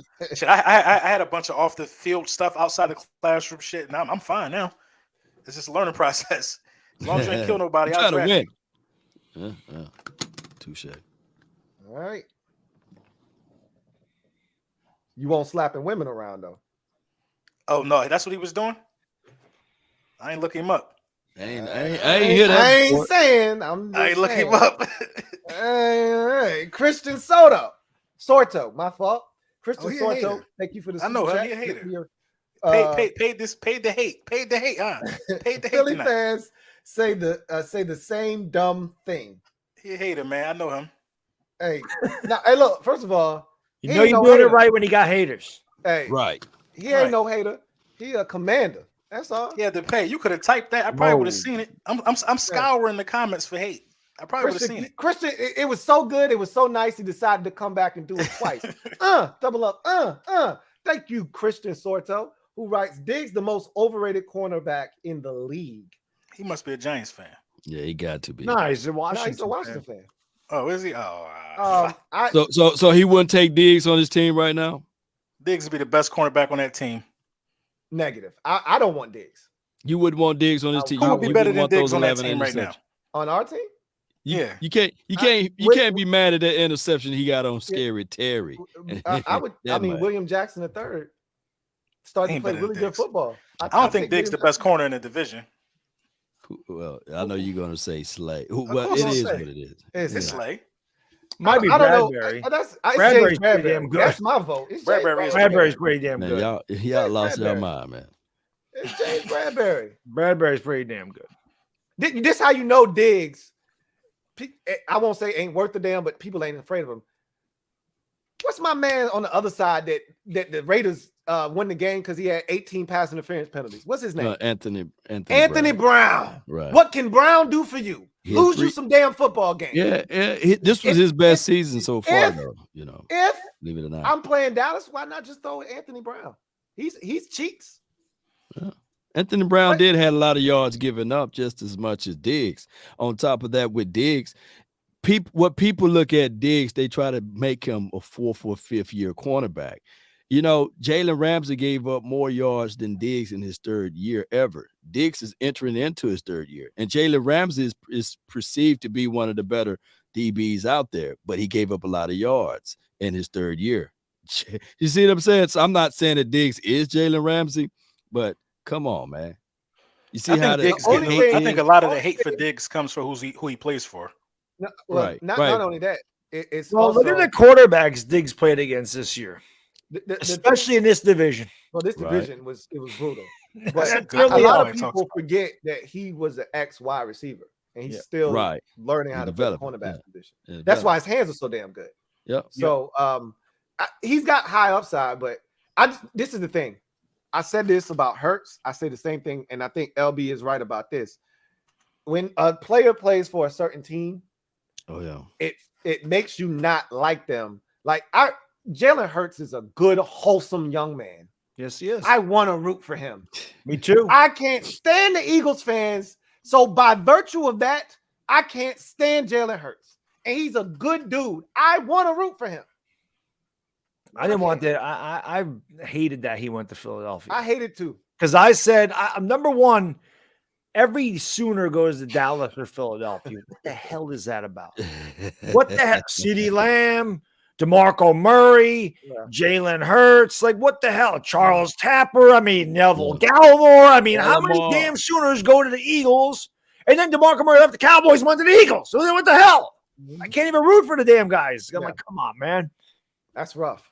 Come on. It is. That's rough. Because Jalen Hurts, good kid, plays hard, good lead. He's just not a good quarterback. I love Jalen Hurts. He's not a good quarterback. Even Rent's due is nice. Yeah. Even like he gets it. Even when he lost, he's like his development isn't done though. That's the bottom line for me. Like, the development isn't done. Right. True that. I think he got another level of his game. He got improvement to make. That's what we all see. I don't think so. I don't think he can get to another level. I don't think so. That he's maxed out at what he's capable of. He just needs to be the best version of himself. Yep. I don't think it's the arm strength. I think it's the anticipation, but we shall see. It's arm strength. It's accuracy down the field. Those deep out routes. He has a tough time with them. He's marginal. He's got some skills, but he'll never. It's not the skills. The skills that he's displayed are not the skills you need to get you over the top. I agree. So he has to develop. That's my whole thing with him, and he ain't done developing. I want to see where this thing ends. Listen, in Philadelphia. Before, he does have the it factor. The man wants to win. He has a winning attitude, and he does have good pocket awareness. But he fumbles a lot too. Yeah, and he's casual with the football. That was my problem with him at Oklahoma. He's casual with the football. Yeah, he is. Too casual with the ball. Yeah. The interception he against the Giants at the end of the half, he did that a couple times, that type of play. I'm like, you can't do that. You got to take the 3 points. You can't be stupid. And I know because my quarterback does that shit all the time. Exactly. So I know all about those bad decisions down in the red zone. Yeah, I agree. Daily Grind, thank you for being a member of the MOBB, who writes, love you guys, man. All y'all hard work to bring us great content. Everyone on the panel is great except delusional Brunson. Brunson was scanning for that one. No, I mean, I just seen that. I mean, what do you want me to say? I'm the one in Philly. I'm the one where I'm from. What you want me to say? John Bell, thank you for the super chat. Greatly appreciate you. Writes, at the end of the day, Law, you buns. That's one of my. You got a sound bite for that? I was waiting for you to just play. Nah. I got one for him. You must be out of your goddamn mind. You know what I'm saying? Hey, and also shame for my guy Marcus Kane. Shout shame. out to my guys late night. My shame. guys late night troopers. Hey, yeah. Marcus Kane, thank you for the super chat. Greatly appreciate you. Marcus writes, bullies in the building. Ain't that what y'all call yourselves over there? Bullies in the building. You already know. You know what we call ourselves. Listen, I mean, I think that's what y'all call yourselves. If we do this at 12 o'clock noon, that's when all the bullies is up eating lunch. That's when we do lunchtime with the bullies. We need to do this at noon one time. Well, so I can have some backup. I get attacked that night. Everyone has a plan until they get punched in the face. Bullies don't like to get punched in the face. So. I think Tyson just punched the man. He just beat the brakes off somebody that needed to be punched in the face. Right. They saying Tyson was the bully though. No, that dude was drunk. That's how they perceiving it. No, I saw it. Yeah, drunk, and he was belligerent and kept bothering him. And he told him, "Leave me alone." He even took a selfie with the. I mean, took a picture with the dude. Like, all right, I gave you what you want. Leave me alone. Anyway, first of all, who in their right mind annoys Mike Tyson? Mike Tyson, right? Bruh, I'm not even speaking to Mike Tyson if I see him in public. I'm not even speaking to him because I get mistaken for people all the time. I'm 6'4". I know you can't tell sitting in this chair. I'm 6'4", like 230. Mike Tyson gonna think he boxed me before and have flashbacks. I ain't got time for that. You look like you could be akin to Cat. Has anybody ever told you that? Yeah, Anthony Towns, The Game, Brandon Graham. Right. I'm like, man, I'm Brunson. Yeah, you look you give me Cat vibes. For sure. King of the North. I know you know who everybody say you look like, Law. Yeah. James Harden. Yeah, I get it. King of the North, thank you for the super chat. Greatly appreciate you. My guy, King of the North, writes, what is LB's opinion on why Wentz fell off in Philly? Did Foles winning the Super Bowl really get in his head? Yeah, Foles got in his head. Yeah, he's soft. He's soft, man. This is honestly, to keep it 100 with you, this ain't the right division for Carson Wentz. Now, Washington might be the softer of the teams with fan base wise. They just lay down and they don't expect much. Wentz can't take his attitude to He can't take that to New York. He can't take that to Dallas. He can't take that to Philly. And being as though he got to play against those hostile environments, I just don't think he's mentally tough enough to play for any team that has a major city surrounded by it. He can't take the heckling from the media. Once Wentz is down, he's down, man. You got to praise Wentz and coddle him. You got to do a lot. And then I think a lot of his teammates, spoke out against him, basically everywhere he's played. You know what I mean? And it's just a lot with Carson Wentz, man. A lot, man. He ain't ready, man. He ain't tough enough. That wasn't the case in Indy, though. They loved him in Indy. They loved him in Indy. They did love him in Indy. And to be fair, and this is what I forgot to say, I don't think he deserved to lose his job after 1 year in Indy either. I didn't think that was fair. Well, you know why he lost his job. The owner couldn't stand him, and he was mad that he didn't get vaccinated. I mean, that's a theory, but I mean, it's not a theory; it's facts. He literally said, "I don't know why Carson Wentz isn't here." We all do know why. He was mad because Carson Wentz wasn't vaccinated. He got COVID, and he feels like that's the reason. If you watch Hard Knocks, and I know you didn't, but if you watch Hard Knocks, it all plays out right in front of us. You see it. You see. The week before, Carson Wentz makes an amazing play on the road against Arizona to help them win the game when they had half of their team out, and they're giving him a game ball in a locker room and praising him. And then you're telling me 2 weeks later he can't be your quarterback and he needs to be off your team in ASAP? Come on, give me a break. These owners, boy. And then that's the reason why Jerry didn't like Amari, in so many words. Because he wasn't vaccinated? He wasn't vaxxed. Wow. Yeah, I mean, but you know what? These owners, man, they something else. Man. Trevor Patch, thank you for the super chat. Greatly appreciate you. My guy Trev writes, the only QB I'm worried about is Vanilla Vic. Hey, I'm worried about him too, so that makes two of us. Hey, look, I can tell you this. That man be running on our ass. He might not throw that. He runs on Philly's ass like crazy. Man, he be running that rock on our ass, boy. Yeah. The game where he had that little phantom, he got tackled in the outfield, and in the end zone. Yeah, that was like an 80-yard run, man. He was going to the house. He outran his own feet. The whole week, I was saying, watch the quarterback option, watch the keeper. The whole week, I knew he was going to do that. Yeah. He did the same shit against us, and they called it back for what I thought was a bogus ass. He plays really well against Washington. He plays his best ball. If he played us 16 times a season, he'd be a Hall of Fame quarterback. Yes, he would. I said that. I'm like, can we just play Washington every week? He's the best quarterback in the league. I don't know what the hell it is about him, but he kills us. Luck. That's why he said the only quarterback he's worried about in the division is because he kicks our ass. Yeah, I know. It's crazy. Oh, man. Luck, thank you for the super chat. Greatly appreciate you. My guy, Luck, thank you for being a member of the MLBB rights. I just want to know why Law was dodging our call like that when Dallas lost that playoff game. I can't. I mean, the thing was, I don't think that the Washington football team was even in it. You got to be in the club. You got to be in the club to get the call, right? I just all I wanted to do was offer my condolences. That was it. I wasn't even looking to rag on you. Well, I had the phone lines open all the next week, the following week. I had the phones line open on my call. Nothing like yesterday when it's fresh, when it was fresh and new.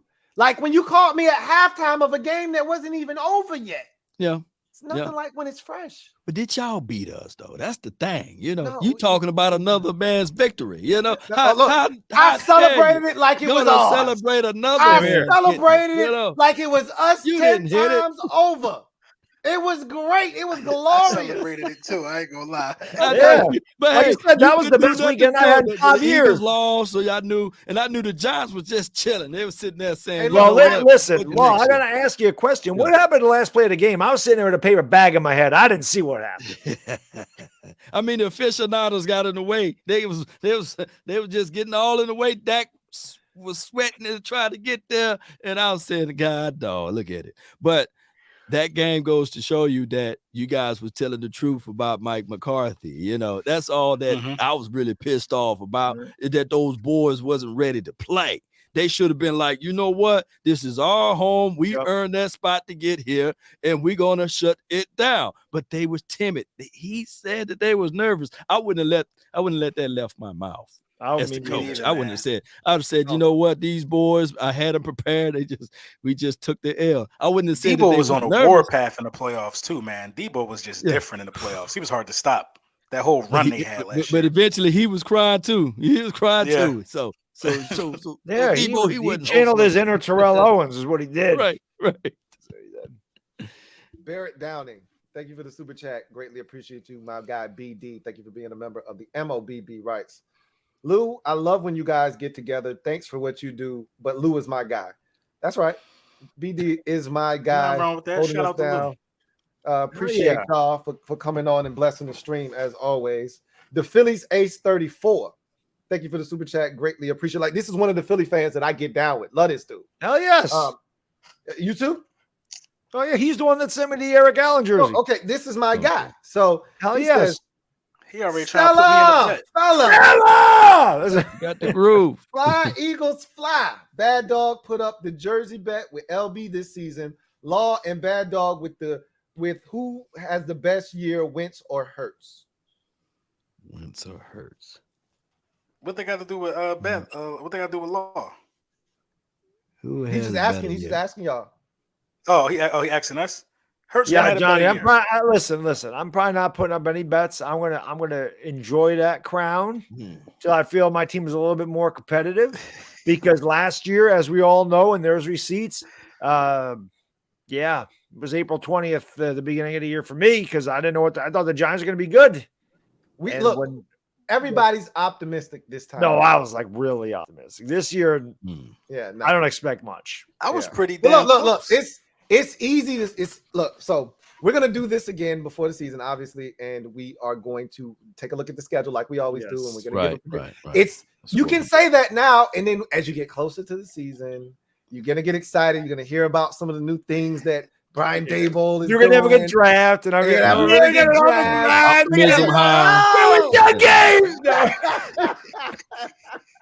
That's we're gonna kick your ass, Brunson. That's what we do as fans. I know. You're gonna convince yourself that we're gonna beat you too. You ain't sweeping us, damn it, K.O. Jones. There you go. You got it. You know how it is. Thank you, the Phillies Ace 34. Condoleezza Perry, my girl Condo P. Build it. Thank you for the super chat. Greatly appreciate you. Thank you for being a member of the MOBB who writes, always lit when the Super Friends link up. What are your thoughts on the AFC West this offseason? We talked about it a little bit earlier. Yeah, they smoke. It's loaded. Amazing. It's I don't know if I've ever seen anything quite like it before. Yeah. Right. Even the worst team in the division, the perceived worst team in the division is the Raiders. Even though they made the playoffs, because I think we all agree that Justin Herbert is better than Derek Carr. Therefore, they're all better than Derek Carr by a lot. And the fact that the Raiders are right there because of the moves they made, like people forget, they also got Chandler Jones this offseason. Like they are going for it. And I'm telling you, Josh Jacobs is so underrated, man. That guy can play. Yeah, they got a good running game. They had a number one receiver. They got Darren Waller. Like they got one of the best slot receivers in football, and Hunter Renfrow. Hunter. They got Max Crosby. He's one of the best edges in. I want our division to be like the AFC West. I want this division like the AFC West. That's what I want. Some top end quarterbacks for that. That's exactly my point.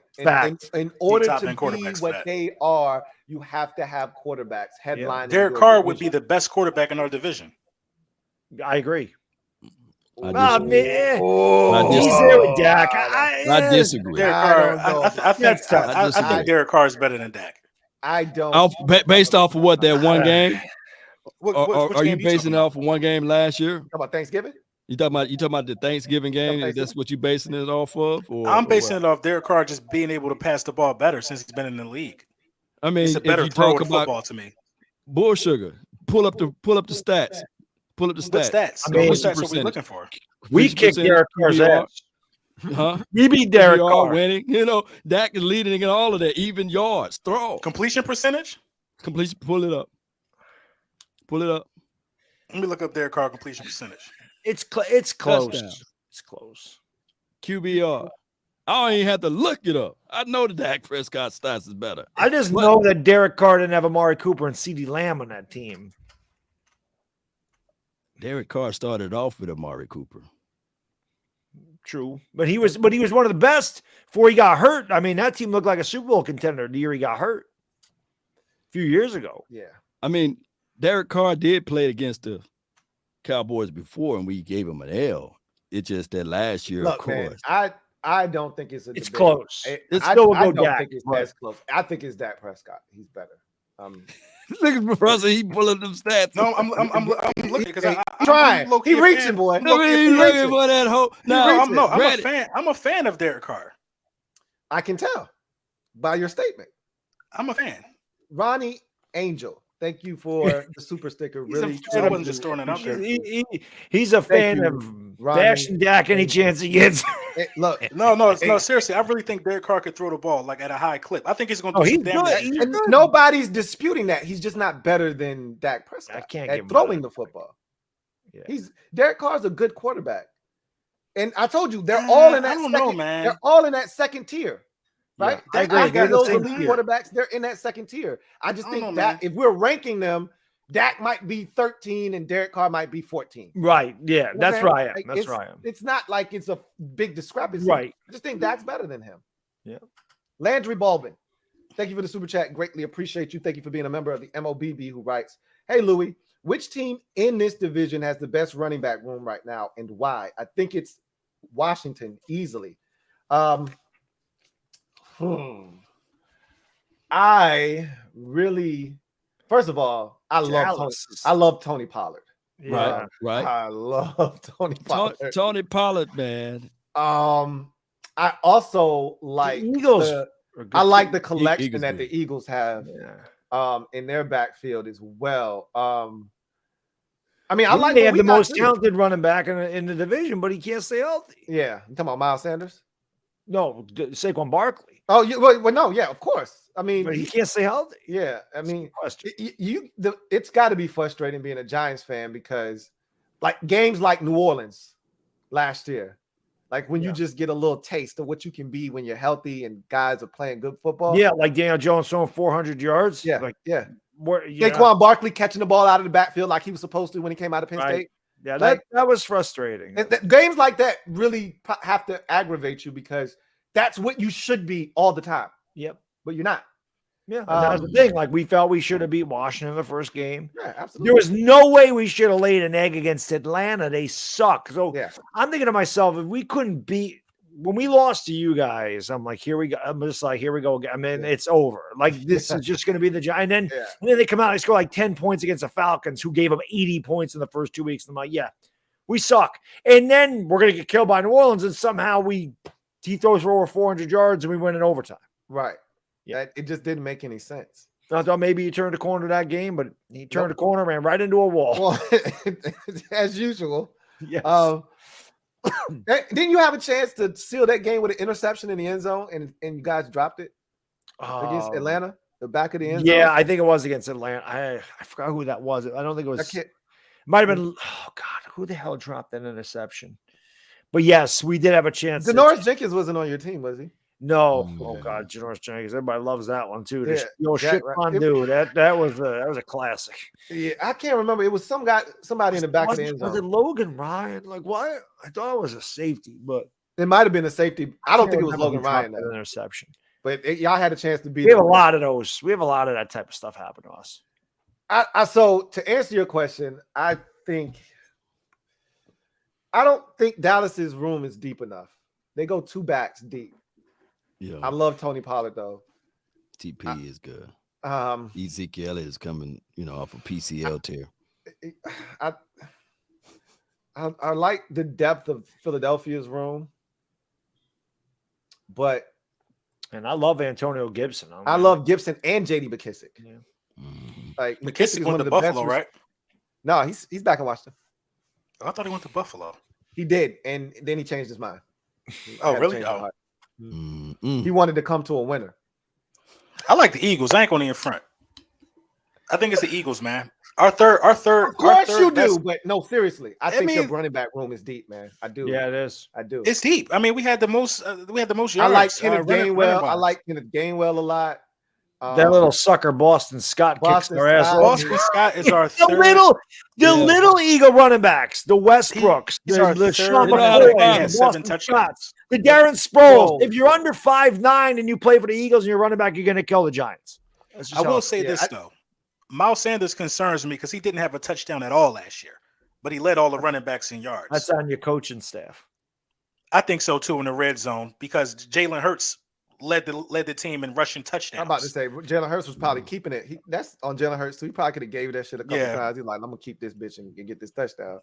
But yeah, Jalen Hurts led the team in rushing yards and rushing touchdowns. I think he had. I told you he was a running back playing quarterback. What part of that you don't understand? I think he's a quarterback that can run. I think he can play quarterback too. The other way around. He's a I don't think quarterback. so, man. I think he's gonna show. He gonna show you to be able to throw a little bit. He gonna show you. Okay. He gonna show you. He going to the Pro Bowl this year. What had at? It's around. I don't feel like getting up. Hurts off season. Hey, Joe Rockhead J, thank you for the super chat. Greatly appreciate you. Thank you for doubling up. Double up. Joe Rockhead J writes, I want to be the best team in the best division. I think that's the goal for all of us. Yep. Is have the best division and be the best team representing the best division in all of football. But again, that can't happen until everybody's strapped with a QB. And until that happens, you can get lucky and win 10, 11. Clearly, we haven't, but teams get lucky all the time, win 11 games in one season. It's consistency that you are going to lack when you don't have that guy under center. So that's the problem. Let's see. Dejon Bell, thank you for the super chat. Greatly appreciate you. Double up. Are we the only division that every team has a Super Bowl? Yes. Yes. Yep. Yes. Absolutely. Yes. I just realized all you guys have beards. I'm wondering if the next time I should just let this grow out. You know, if we did this next week, I'd have one just as thick as Law over there. Yeah. Right. I'm pretty sure. Yeah. I'm pretty sure. Look, I'm pretty sure you could grow a beard in like 5 hours. Look, LB, I was born with a 5 o'clock shadow. Yeah, look. Yeah. I'm fighting for mine over here, man. I'm fighting a good fight for mine. Bro, So, one of my good buddies I was in the army with, he's an Italian dude. Man, they used to be on him about that shaving profile. Man, that dude would come insane. out. We have a whole weekend to drink, and dude to be a whole werewolf by Monday. We got to go to formation. Yeah, insane. That's crazy. I need to borrow some of that. David Heath, thank you for the super chat. Greatly appreciate you. Thank you for being a member of the MOBB who writes, Cowboys trash, Giants trash, Eagles trash. Forever will love my Redskins. 42 years strong. I've been a fan. Lou is the best. Appreciate you. Y'all the Commanders now. That man is a Redskins fan. All right? It'll always be Redskins. So he don't have a team. He don't. Right. He don't give a damn what they call. He gonna call, and there's a lot of people like that. That's gonna come on. Like the old school Rams fans. Like a lot of different fans. I know people that when their teams change their name or they change locations, they don't go with them. Right. Like they done with them. So a name. I think the Rams had some of that. There's something that the Rams have that. Like the St. Louis fans are not Rams fans. They're not. I know a dude that he's a Jacksonville fan now. Yeah. You know, wow, he just changed. He's just like, I'm done. I can't. Like, I live in St. Louis. I grew up in Missouri. Like, tell him how's that going for him right about now, though. Hey, look, man, he could care less. I know it probably hurt a little bit to see him win the Super Bowl, but he's like, nah, I'm a Trevor Lawrence fan. I ain't got nothing to do with that. He ain't trying to hear that. He saw them old school Rams Super Bowls, though. Greatest show on turf. He did. He did. Diehard Giants fan. Thank you for the super chat. Greatly appreciate you. Diehard Giants fan writes, New York City pizza is greater than Philly cheesesteak. I've had both. Oh, he's right about that. Where you had a cheesesteak from? Where you had a cheesesteak from? Listen to this cat. Where you had it from? Maybe you had it from Pat's. Yeah, that ain't no cheesesteak. That's a tourist attraction. I don't know. I've never had Philly cheesesteak, and I'm going to tell you right now, New York City pizza better. There ain't nothing better than New York City pizza is good, though. It's good. I thought that was fighting words, LB. No, that's I like it. New York City it's nothing like it. It's good. It's good. It's different because one slice you good. Yeah. And you got to fold it, right? You got to fold it, right? Fold it. You got to sop some of the grease off. You got to do some extras, but one slice you good. Right. That remind me of the big ass slice you used to get from Villa's Pizza. That one big slice in that container. That's like half a pizza. Just cut it in half. Here you go. Law, here you go. Kevin the PRF. Thank you for the super chat. Greatly appreciate you. Writes, for my man Johnny Boy 26 catching heat in the chat. If you could have one on your team for free, would the panel take Terry McLaurin or DK Metcalf? I'm taking McLaurin. Free? I'm going McLaurin. I like Scary Terry a lot. I'm taking DK, but because we already got Lamb, so I'm pairing DK and Lamb together, not Lamb and McLaurin. Yeah. LB, you still trying to figure out if Derek Carr is better than Dak? No, I'm not. I gave up on that. It really doesn't concern me either way. My bad. You know, I'm biased, but I was never a DK Metcalf fan. Even back in Ole Miss, he can't run routes. I thought the perfect place, we talk about fit, the perfect place for him was Seattle because they allowed him to be himself. Seattle with Russell Wilson, they had a built-in check down where the receiver wouldn't even leave the line of scrimmage. He would just stand at the line of scrimmage. And if Russ couldn't find somebody down the field, he would literally throw it out to the receiver. And it was plays like that. It was DK just being able to run vertically and run slants that allowed him. And then Russ just doing off-schedule rush shit that allowed him to thrive. So I don't think DK in a structured offense would be as effective as he's been in Seattle. So I would go with Terry McLaurin because of that fact. How many tubs Terry had last year? Terry's, I'm gonna be honest with you, he's not a Tubbs guy, but he had 7 last year. Okay, DK had 12. And I just look at it like what he would do in Dallas, being the guy that can vertically stretch it. DK he round his routes, though. Yeah, DK showed me that he could play with bad quarterbacks too, though, or quarterbacks who aren't stars. But Terry's been doing that for a long time. I got to get an edge to Terry. Right. Terry's been doing that since he came into the league. Since he came into the league, he ain't had a quarterback yet. Like he's dying to have. So if Carson Wentz can't get him close to 1,000 yards, my God. Well, he's gonna get over 1,000. Whether Carson takes him there or not, if we play with 4 quarterbacks, he's still gonna get 1,000. That's and we're adding talent. We're gonna add a receiver at 11. So he's gonna have help. Right? It's gonna be Chris Olave more likely than not. Yeah, it's gonna be a Chris Olave. So he's gonna have some help now. And we got Curtis Samuel. Don't forget, it's like a extra free agent acquisition because his ass. That's why people saying Washington, the Ohio Washingtons or Washington, Ohio. Yeah, look, man, it was like with Bruce Allen when he didn't know what the hell he was doing. Just take Alabama players. You can't go wrong, right? That's what we do. We just take Georgia players. Yeah, when you don't know. When you don't know, you stick with a school that you know is being coached well, and you hope that it works out for you. Andrew Thomas, Azeez Ojulari, Lorenzo Carter, DeAndre Baker, all dogs. That's why I was like, maybe Nakobe Dean going to be a Giant this year. Nakobe Dean, you won a prize. Nakobe Dean. Daily Grind. Thank you for the super chat. Greatly appreciate you. My guy, Daily Grind, writes, okay, panel, question for all of you.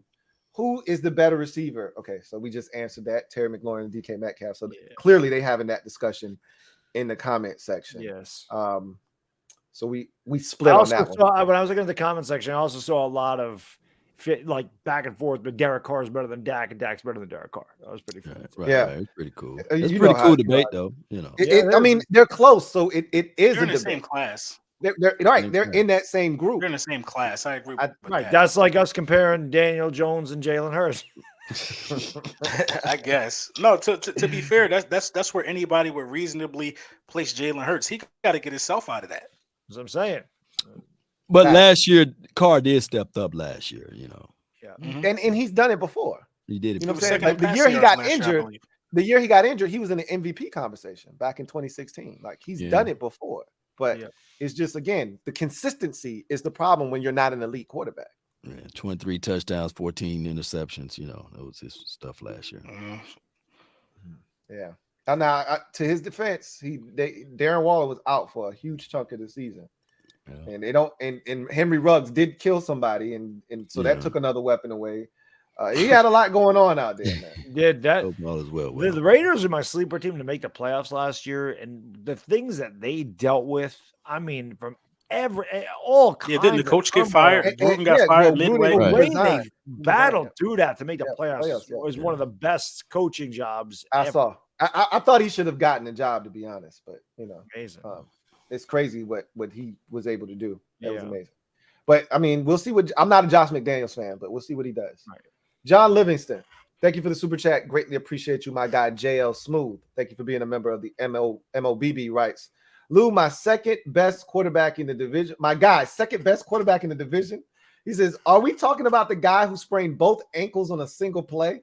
No shot. He's his own worst enemy.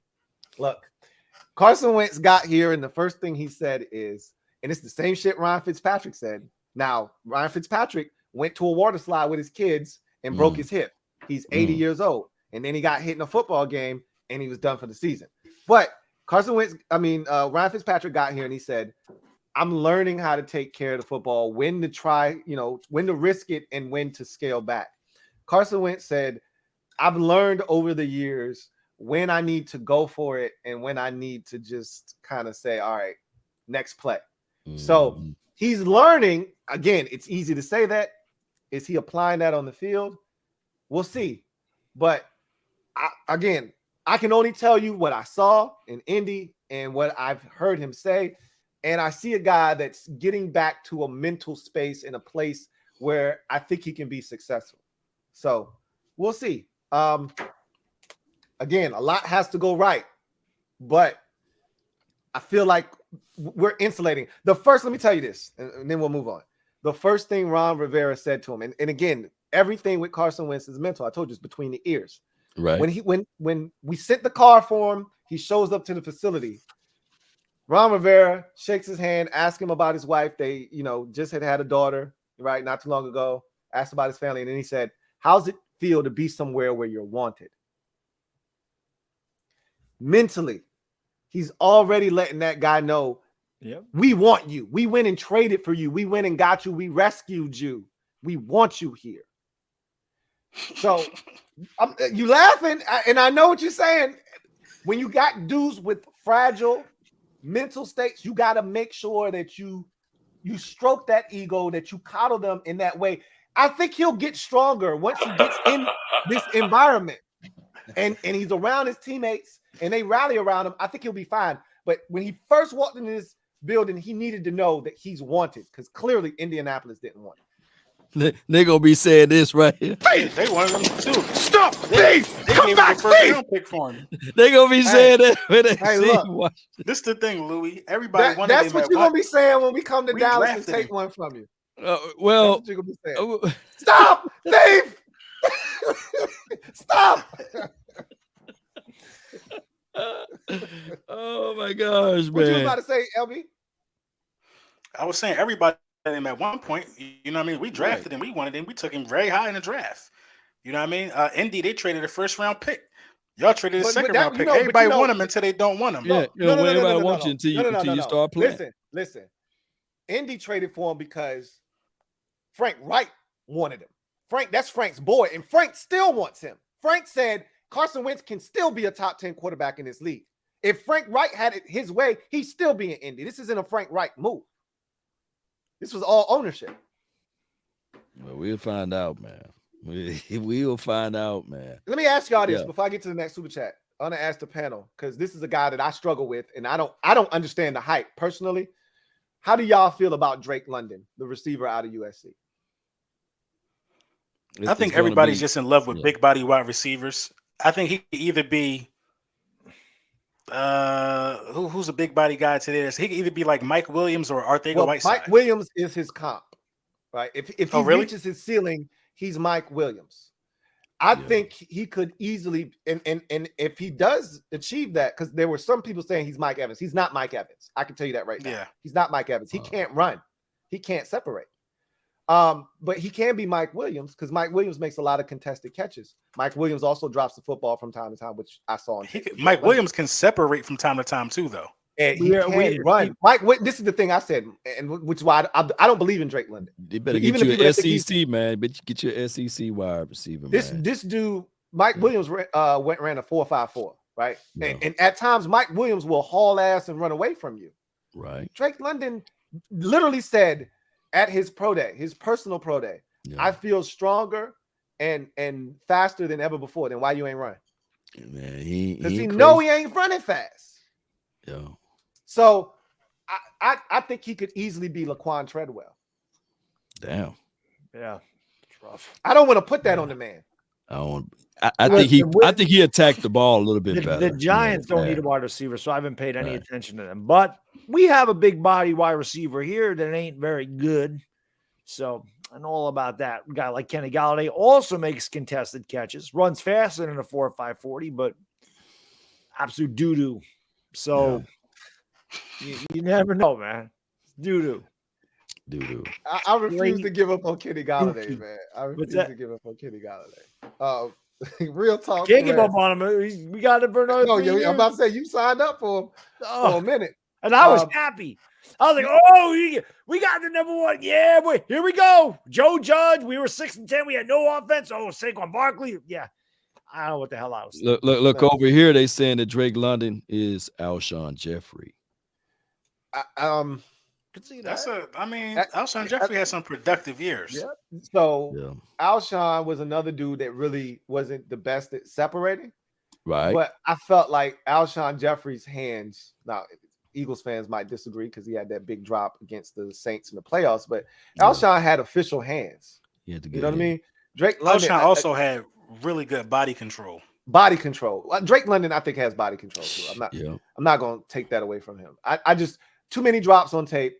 He can't separate. And the thing about NFL DBs, you're not playing Fresno State, you're not playing Oregon State, right? These NFL DBs, if they don't respect your speed, they squatting on everything because they know you can't run away from them. Yeah. So that back shoulder fade that you was catching on these unaware DBs in the Pac-12, these NFL corners eating that shit up. The minute your foot sticks in the ground, they breaking. Yeah, because they even if it's a double move, I know I can make up the distance because you're not fast. Exactly. But what saved Drake a little bit is his mentality, though. He do have like a little nastiness. He blocks. He's physical. Yeah. There's a lot to like about him. Yeah. I don't see like people got him as the number one receiver. He could go as early as 8 to Atlanta. I don't see that. Yeah. I gotta look at him. But depending on what team he go to, though. If he goes to a sweet quarterback, man, they're gonna give him the rock and put it in the percentage in the window. Drake can probably do some things. I think Alshon Jeffrey is a good comparison. That's a good comp. Yeah, we'll see. Real talk, Perez. Thank you for the super chat. Greatly appreciate you, man. It's been a long time since I heard from you, bro. He says Ben said Terry was the best in the East. Now my new sleeper number one watching is Giants Kadarius Toney. He can be what they thought OBJ was if he gets it going. Watch. His ass got to show up with 2 shoes and be locked in first before that happens. Yeah. He's got it. He must be sleepy. He's sleepy. Kadarius Toney has the talent. We saw it, but it was in a brief spurt. He got to stay healthy. Mm-hmm. He's got to get a quarterback that can get him the ball. And more importantly, for one thing I'll say about Odell Beckham was a distraction. Beckham did some pretty crazy things. Beckham obviously had a big microscope on him. Some of the things he did, some of the celebrations, the boat trip, all this stuff. Mm-hmm. Kadarius Toney, one thing I never questioned about Odell Beckham, he wants to win. Yeah, 100%. Man's busting his ass every game, every play, wants to win, wants the ball all the time. I have a little concern that Kadarius Toney's not that guy. This is the second year in a row he's missed OTAs. And when you're a rookie, you should be there. I know it's voluntary, but God, you should be there. Mm-hmm. You know, and you rarely hear that. A lot of the year last year. Right. You should be there. You should be working with the quarterback. You should be trying to get that chemistry with Daniel Jones and working and learning the new coach want to do it. Play. But you should try. You should be trying. Talent-wise, yes. But again, this is very important in all sports. Yeah. So I'm a little concerned about that. If he can get his head on straight, I'm not going to compare him to Beckham, but you see that twitchiness like Beckham. You can see him making people miss, getting open like Beckham. You can see that talent's there, but it's hard. Real talk, Perez. I hope you're right, man. I hope that's what he turns into. I really do. Right. I just, again, the mental. I don't think he must have conformed to like the whole team thing. Yeah, you know what I mean? Something's just kind of off with him. Yeah, and Beckham had football IQ, man. It's amazing. But I'll be right back. Don't get old, guys. This is what happens. You get old and you drink. You gotta, go to bed. Don't get old. It's all good, man. I gotta get ready to bounce too, though. Hey, well, we gonna go ahead and get out of here in a bit. Then I don't want to keep y'all too much longer. Let me see what we got going on here. All right, we almost out of here. I got 2 super chats and then we'll get y'all out of here, man. Appreciate y'all. doing this. So we'll get this super chat, and then we'll get the next one, and then we'll get out of here. Carlton Pagano Jackson, my guy CPJ, thank you for the super chat. Greatly appreciate you. Thank you for being a member of the MOBB Rights. What do y'all think about Deshaun and the Browns this year? Shout out to the mob. Great seeing y'all boys together. Oh yeah. I think it's magic. Great. I mean, it's a lot of bread though for somebody who ain't played in a year. But we all know who Deshaun Watson is. They did that sneaky thing. Got Amari, paired him up with Deshaun. You got Nick Chubb. They really got some stuff that could be dangerous over there. Yeah. So I think I'm anxious to see it, honestly. And they play in a division where you're not sure about Pittsburgh, right? Right. Cincinnati showed us something last year. Can they do it again? Right. And then the Ravens, you know, they usually are a playoff team, but you know, they took a step back last year.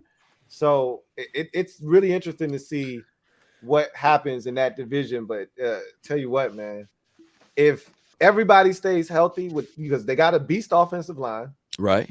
They got 2 running backs, not 1, 2. They got 2 running backs in Chubb and Hunt. They got the thing. I think they need to add another receiver.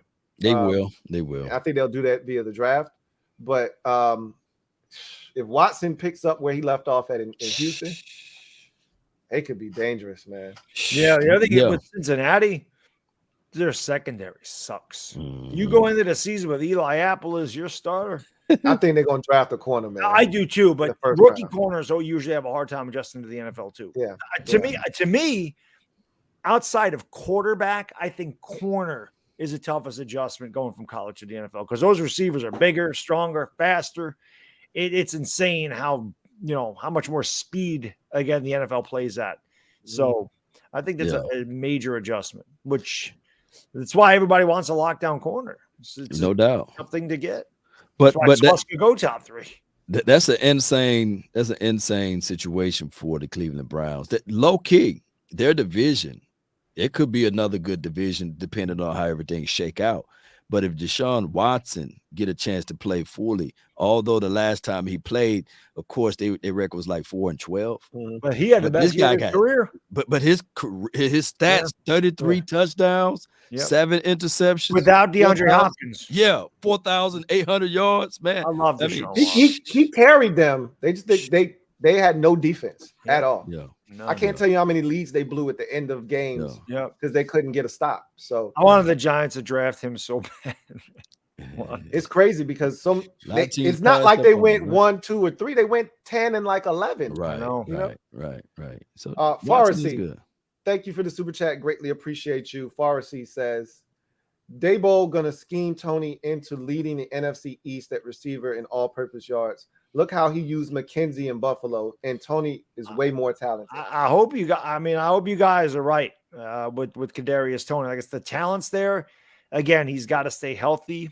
He had some injury problems, and again, I think his head has to be into the game. But if Tony shows up and he's ready to work and he stays healthy, I'm very interested in seeing what he can do and what he means. Because again, right now we don't know what we're doing with the 7 pick. But in essence, we traded Micah Parsons for Kadarius Toney. So far that has not worked out in our favor, but we'll see what we do with the 7 pick and what that turns into, because that's what we got for Micah Parsons, Kadarius Toney, and number 7. So thank you, man. Thank you for not saying he was Lawrence Taylor, but thank you. Appreciate that. We're gonna go lightning round so we can get y'all out of here, man. Jeremiah Butler says, who got the most bandwagoners in terms of fans? He says Dallas easily. Oh, yeah, absolutely. Yeah. I mean, we got the most fickle fan base out there. We loyal to a default right there. But yeah, I mean, it is what it is. Look, bring them all. Come on. Straight facts. Eagles the worst fans in the NFL, and their crab fries hella shit. He says, I'll be seeing y'all in the parking lot again next year. I think he knocked somebody out in the parking lot last year. That's cap. After the game, it was crazy. I'm like, dude, don't be knocking people out, man. What's wrong with you? Yeah, Great Watubi says, are you going to come back and predict the schedule when it comes out like last year? Of course, we're going to do that. Yeah, we're going to do that. David Heath says, I'm riding with Carson. I'm believing in him, having faith that it's in God's plan. He has food trucks in a youth sports complex in Haiti. So, look, nobody's doubting that Carson's a good dude. And nobody ever said that. It's what is he going to do on the field? Your boy Al says, I remember last year the panel was killing the birds. Year 2. Bullies, #bullies in the building. Look, I can't say no respect on our name. They said it was a 4-win team. We was getting disrespected. We shitted on y'all last year. Hey, shout out to your coach, man, Sirianni, because I thought for sure in that press conference he was like, that didn't bother me when he was stuttering and stuff. I said, I got to give him credit for making the adjustment in season. Yeah. To run the football. Because a lot of guys are stuck on, this is my philosophy, this is what I want to do. And you're trying to fit a square peg in a round hole, and he realized that's not what we are, especially with Jalen Hurts at quarterback. We got to run the football. I think I only seen that twice, actually, where a coach just changed his whole game plan to fit, what fits best with the team. Dandrix, thank you for the super chat rights. Lurker here, but I had to come out of the shadows to show some love and do my part to help rep home field. Working, so I'll catch y'all on the replay. I appreciate you, Dandrix. Really appreciate that. And that's the only thing about Brian Daboll. I don't know, what he's going to do with a team. We don't know. So that's all we can do is look at what he did for Josh Allen and say, if he can do that for Josh Allen's super talented. But remember, there were people that didn't believe in Josh Allen. I've been a staunch Josh Allen supporter since Wyoming.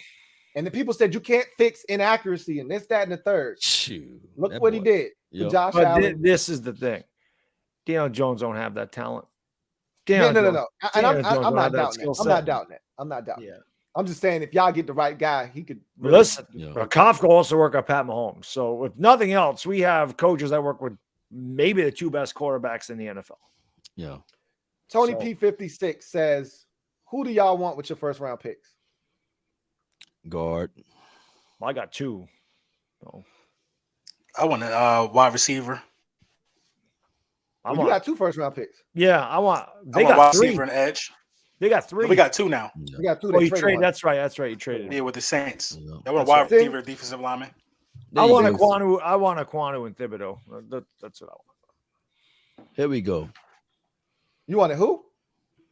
Ike Ekwonu. Oh, okay, got you. And Kayvon Thibodeau. Yeah. Those are the guys I want. That's some good stuff right there. Sin City Cowboys. You don't like Hutchinson, Aiden? Well, he's not going to make it. Okay, yeah, I know he ain't making it. That's right. No, he ain't getting there. That's right. If he ever falls to 5, I might do a cartwheel. I might break my hip because I'm old. But Ryan Fitzpatrick, my hip doing a cartwheel in my basement. Yeah, no, you'll be fine. He ain't making it. Sin City Cowboy, thank you for the super chat rights. Dallas sweeping this division again. Love the show. See y'all before the season. Champs. #Cowboys Nation. Can't say nothing. You swept us. Right. That's what I'm talking about, Sin City. Representing, baby. Tony P56 says, start bench, practice squad cut with each team's number 1 wide receiver. Starting bench, practice squad cut with each. I'm gonna start Smitty. I'm a bench. I'm a bench Quez. Oh no, I think he's talking about everybody's in the division. What do you mean? Yeah. So, for instance, if you think Terry's the best, you start him. If you think CeeDee Lamb's the second best, you bench him. You practice squad. Kenny Galladay. No, you practice squad. Cut anybody on the Eagles. Devontae Smith, and then Kenny Galladay would be the guy you cut. Yeah. So I think that's what he was referencing. Yeah. Can we all agree on that? In that order? And I can't wait to see Smith second year. He going. That dude's dangerous. I like him a lot. Just can Jalen Hurts get him the football? Is the question. Oh shit! Metaphor. I mean, he broke the rookie receiving yard record. I mean, what more a guy has to be done? What more can I say? Breaking news: Hurts just traded to the USFL, New Jersey Generals. Breaking news. He's such a troll. My God, metaphor. Gear Cell 1. Thank you for the super chat rights. Just saw Jerry Jones and Dan Snyder in Myrtle Beach wearing matching flannel Speedos with purple Timberlands and gray socks. Tragic. Ron's plan. Okay. Malik Ross. I think he missed John Mara serving him medium. So medium. Medium Pepsi. All right. Malik Ross. We got Jerry Jones on the line. Damn act together. I don't like your attitude.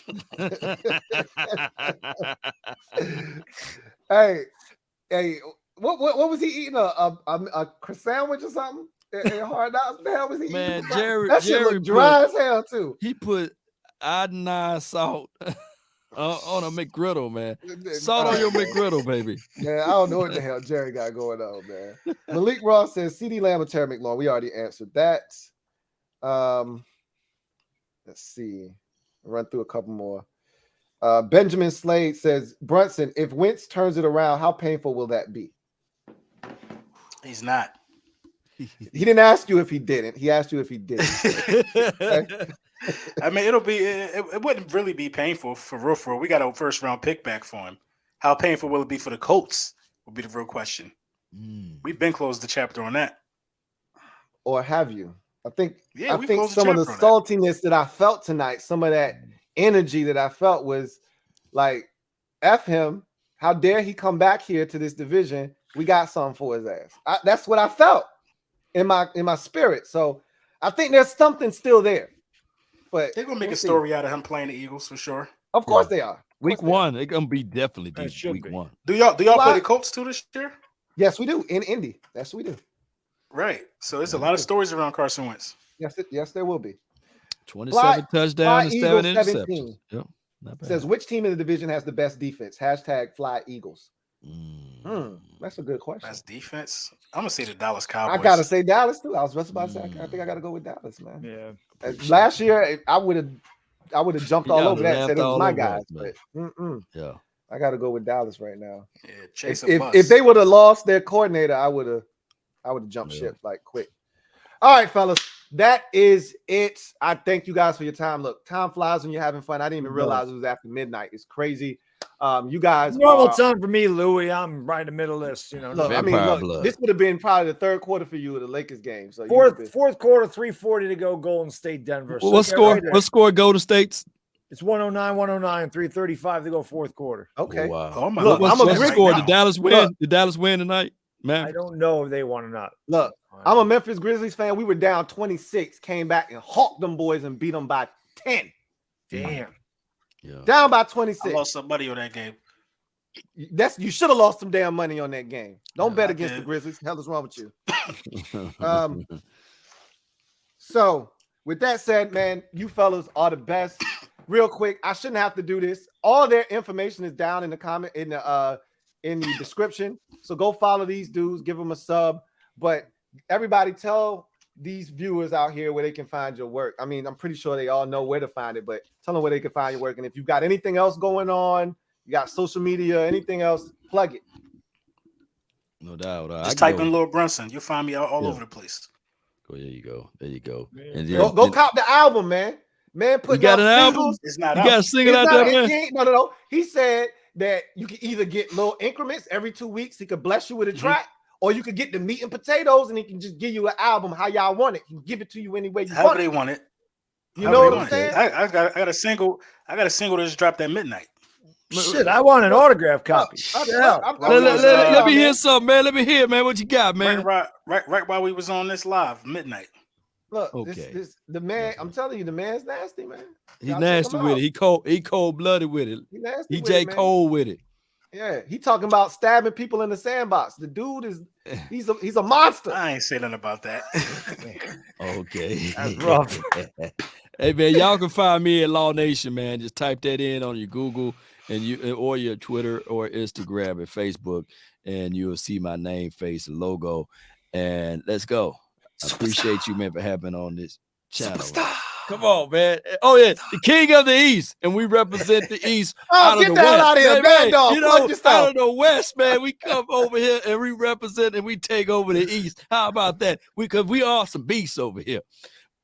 Bottom of the East, but still, I represent my team every week. I didn't have to put a bag over my head because my team's in first place right now, Giants fans. One of these days, we're going to do one of these roundtables, Giants fans, and we're going to be able to talk this shit. We're going to be talking about, is our player better than any player on these other teams? You can find me at Bad Dog Sports on YouTube, on Instagram. I'm Mr. Bad Dog 7676 on Twitter. And next week, me and my boy Chris, we will be live every day, 11 to 1 in the morning through the afternoon, talking about the Giants draft. We're going to do some mock drafts.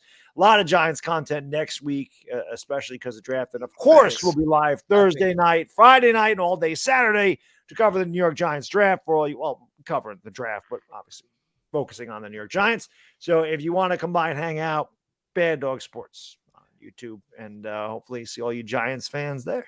And Louie Tee, I always appreciate you hosting. I love you. Listen, I hate your teams with a passion. But I love you guys, man. It's nothing but love. I love doing this. I could talk to you guys for 6 hours about football. You guys are all awesome. You're the best at what you do. And I got nothing but respect for you guys. I can't say the same for your teams. And as I said last time, all your names start with L. And I hope there you go. What your teams take during the season. There you go. hey, every time you say that, man, I think that's a good omen, man, because we won the division. So keep saying that. Listen, I hold more L's than anybody on here. So it's nothing to me. Hey, I appreciate it, and the feeling is mutual, man. I can't begin to express how much these streams mean to me and my channel in particular, and so I appreciate you guys blessing the program. We'll take this one on the way out. Metaphor writes, "LB single, take my money, my DAC, or my car." I like that. Very nice. I like that one. So that's why I figured we leave on that one from my guy Metaphor. With that said, I think all of these fellas are going to be busy next week. I know I'm off the charts busy next week. The draft is one of the busiest times of the offseason for any content creator that calls themselves following the NFL or a specific team. So with that said, it's going to be crazy next week. Looking forward to chopping it up with you guys in the future. And we will definitely do this again. And you won't have to wait as long for the next one, I promise. So with that said, all of y'all take care out there. Y'all know what it is. Your man Louie Tee signing off. I am a Washington fan, etched in burgundy and gold. My Washington spirit will never die. Washington spirit will never fold until we meet again. Post up and take command. Y'all take care. God bless and good night. It hurts, stinks. Washington fan via.